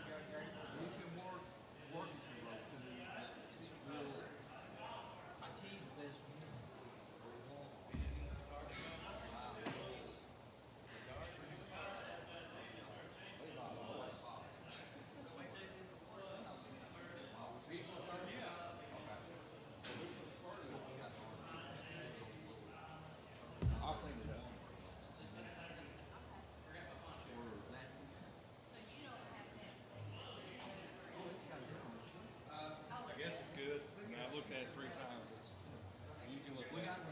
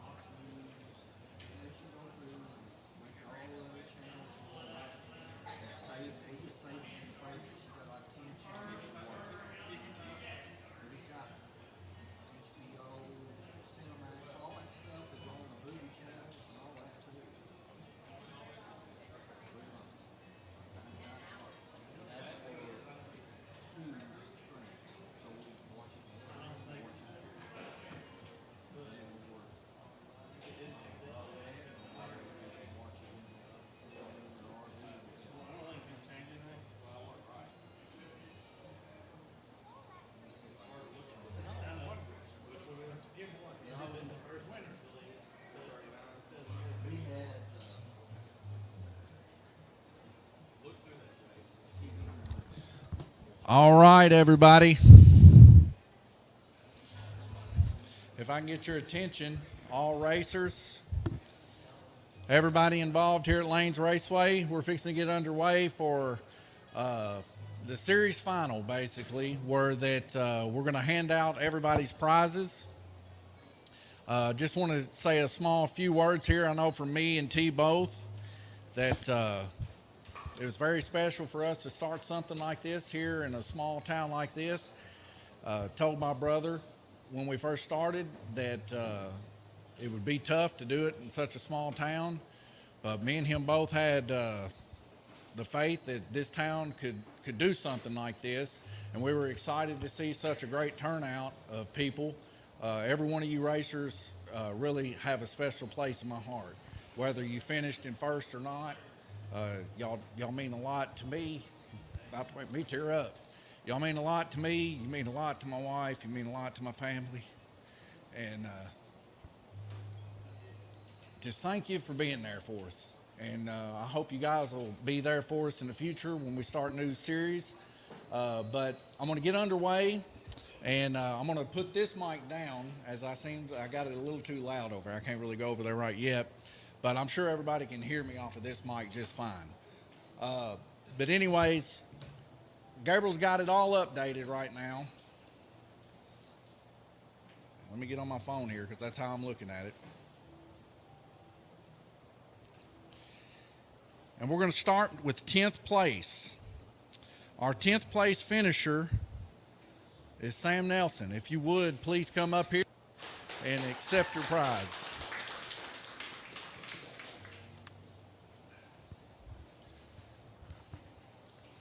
And Sam, if you'd like to say anything, right there in that camera, say whatever you need to say.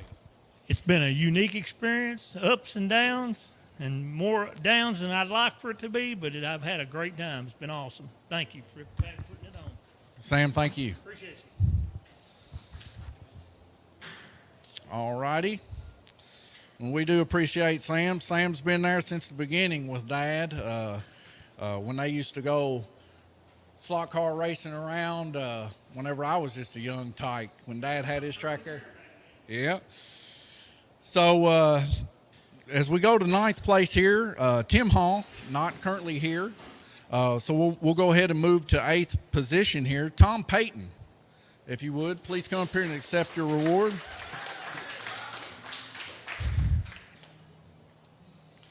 And Tom, same thing goes, man. Let everybody know what you want them to know out here. Well, Donnie, it's been an experience racing this series. Met a lot of good people, raced really well, even though I had bad luck in the start. But it's been fun. Well, Tom, it's been fun you being around here. I know you've been a mainstay here. I need to put your mailbox up here, either at the dark table or we'll put you over here at a light table because the humor gets a little dark over here, doesn't it? Every once in a while. Yeah, so I thank you, Tom, and I know me and my wife really do appreciate you. You're down here, you're putting in the effort, you're putting in the time, and to be somebody that's new at slot car racing, you've done really well for yourself, and we appreciate it. Thank you,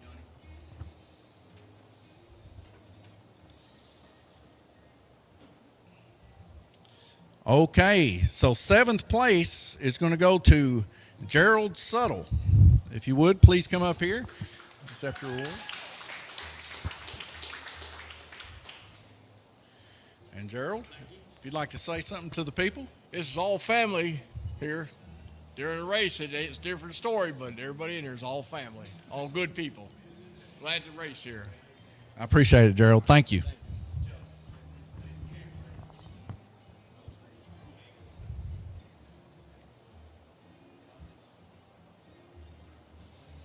And we appreciate Gerald Suttle. I found out this season, of course, I think the people's what makes this place the most. And Gerald, he let me know that he used to wrestle.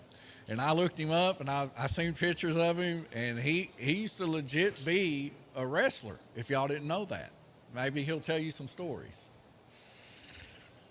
Next up, we got a front runner here, and probably one of the guys with the most fans here, Jay Latham, 6th place.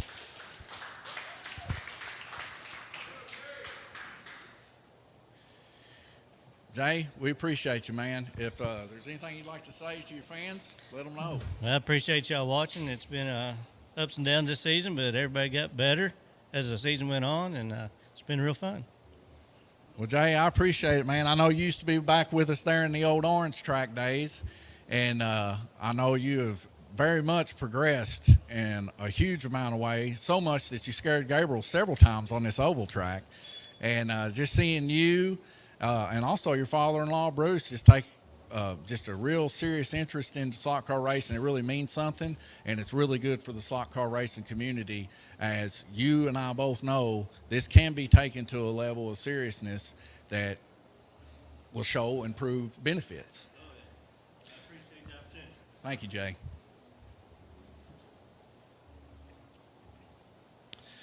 All right, next up, 5th place, Ed Howe.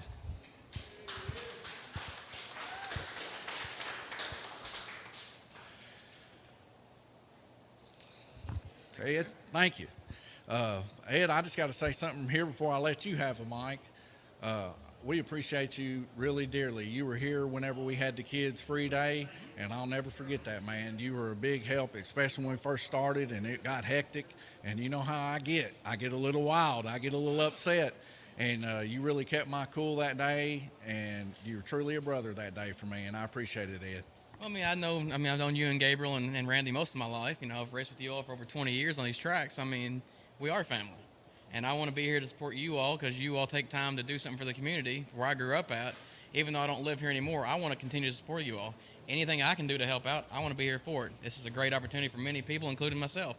I just want to thank everybody for that opportunity, especially you guys. Appreciate it, sir. Thank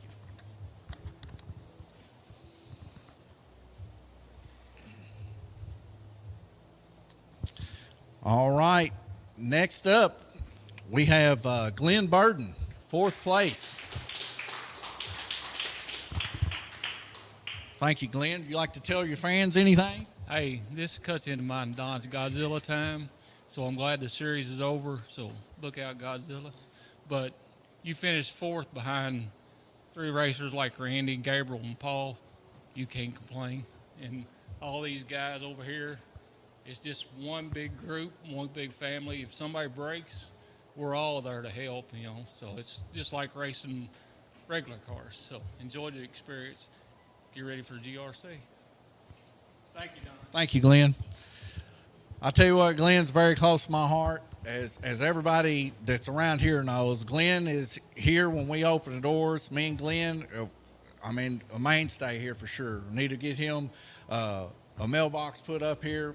Me and Glenn, we've spent many a night right in that room sitting here talking about the Lord and praying for each other. I know we was right outside that door a few times, and we prayed for each other, prayed for this business. I think the Lord's really touched this place in a way, and Glenn's definitely been the heart of this place too. As he's been back there with us when we close, he makes sure that he's the last one out on many a nights, probably the majority of nights, just to make sure that we get to our truck and get it started, because we don't have the best truck in the world. But the Lord's making a way, and I'll tell you what, Glenn's been there, and he's made sure we've been taken care of and protected. How many did you run? That's another thing. I forgot all about that, Glenn. Forgive me. 1 second, please.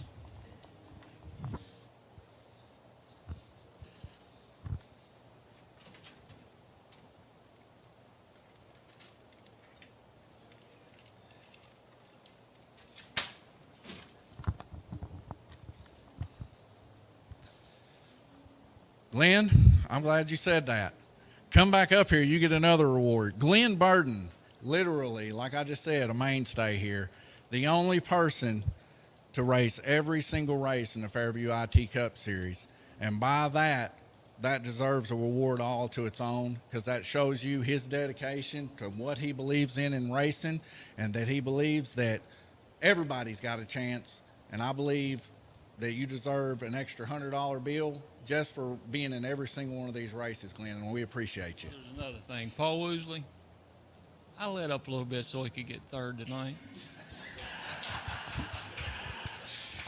You heard it here. I'm telling you, this table over here has some dark jokes every once in a while, ladies and gentlemen. They're at each other's throats, but they love each other for sure. Next up, we're getting into the top 3 here. And like I told you guys before, got a little bit of special stuff for the top 3 people. Paul Woosley, please come up here.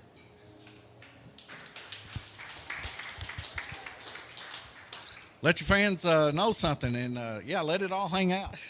I just want to appreciate the opportunity to be here. This is definitely glad to see it for the kids, mostly. The community needed this. It's awesome to be able to race against people I used to race with when I was a kid, her age. It's just awesome. Paul, I got something extra for you. Me and Paul, a little bit of softies, I believe. Paul, this is a Lanes Raceway ball cap and a Coford shirt because you boys blistered through some Coford tires this season. So I thought it was fitting that our top three guys, as many Coford tires as they bought, they better be wearing a shirt. So we appreciate you, Paul. Paul, also another one, mainstay in here at the end of the nights. Him and Glenn, me, Gabriel, Dad. Well, we'll shut the lights off in this place, and he's been there a few nights that it was just us, and he made sure that our car started and everything too. And we appreciate Paul Woosley and his family, and he's a beacon in this community for sure, and we appreciate him. Thank you, Paul.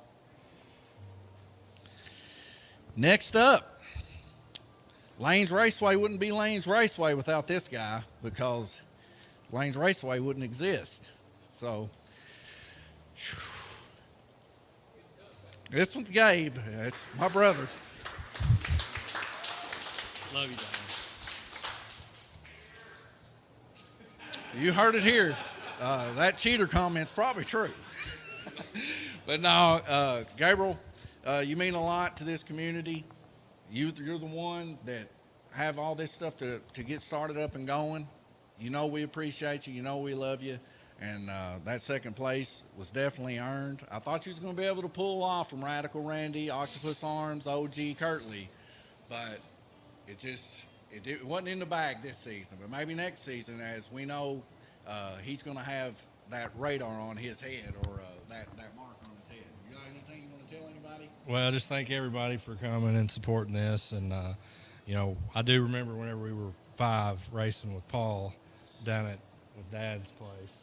I mean, that's the first time we ever met him. He was probably one of the first people we ever met in our lives, really. We probably still beat him back then, too. I can't remember. But chances are pretty high we did.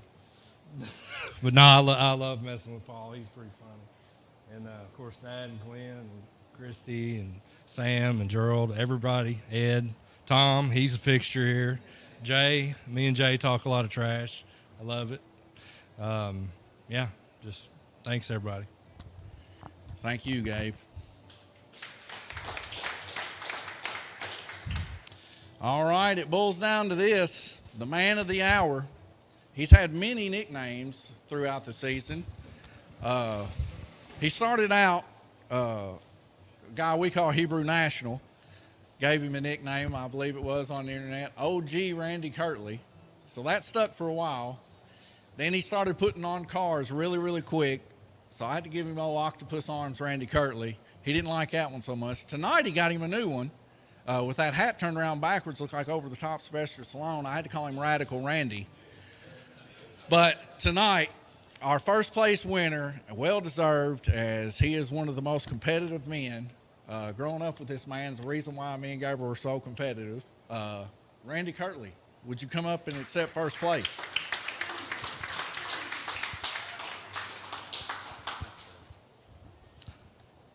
Well, I don't know what to say, but I started out running these things when I was like Paul, 5 or 6 years old in the 60s, and it was always a lot of fun. And then in the late 80s, Sam, Gerald, we all was racing in Owensboro, and then my 2 young kids, they was racing at Owensboro too in Lincoln Mall, but every day I get home from work, they want to race slot cars, so that's why we put that track instead at the basement. And it's just always been a fun hobby. Kids have a lot of fun. We all fight and argue with each other, but then we still all love each other. So.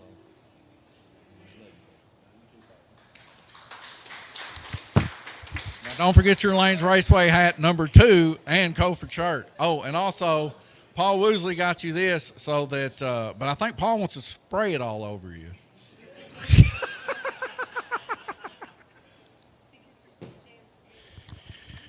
Well, it's been fun, and I know I've had a blast commentating this. Started off, it was a little bit rough at the beginning. Of course, everybody, we went through a computer through this season, and we thank you all for participating and being on this journey with us as we progress to be even better in the next series and the series after that. We're always going to be trying to push the limits the best that we can. But for all of us here, all these racers, all the families that support their racers, just know that we love you and we appreciate you. This is Don and Kirtley at Lanes Raceway, and we'll see you on the next one.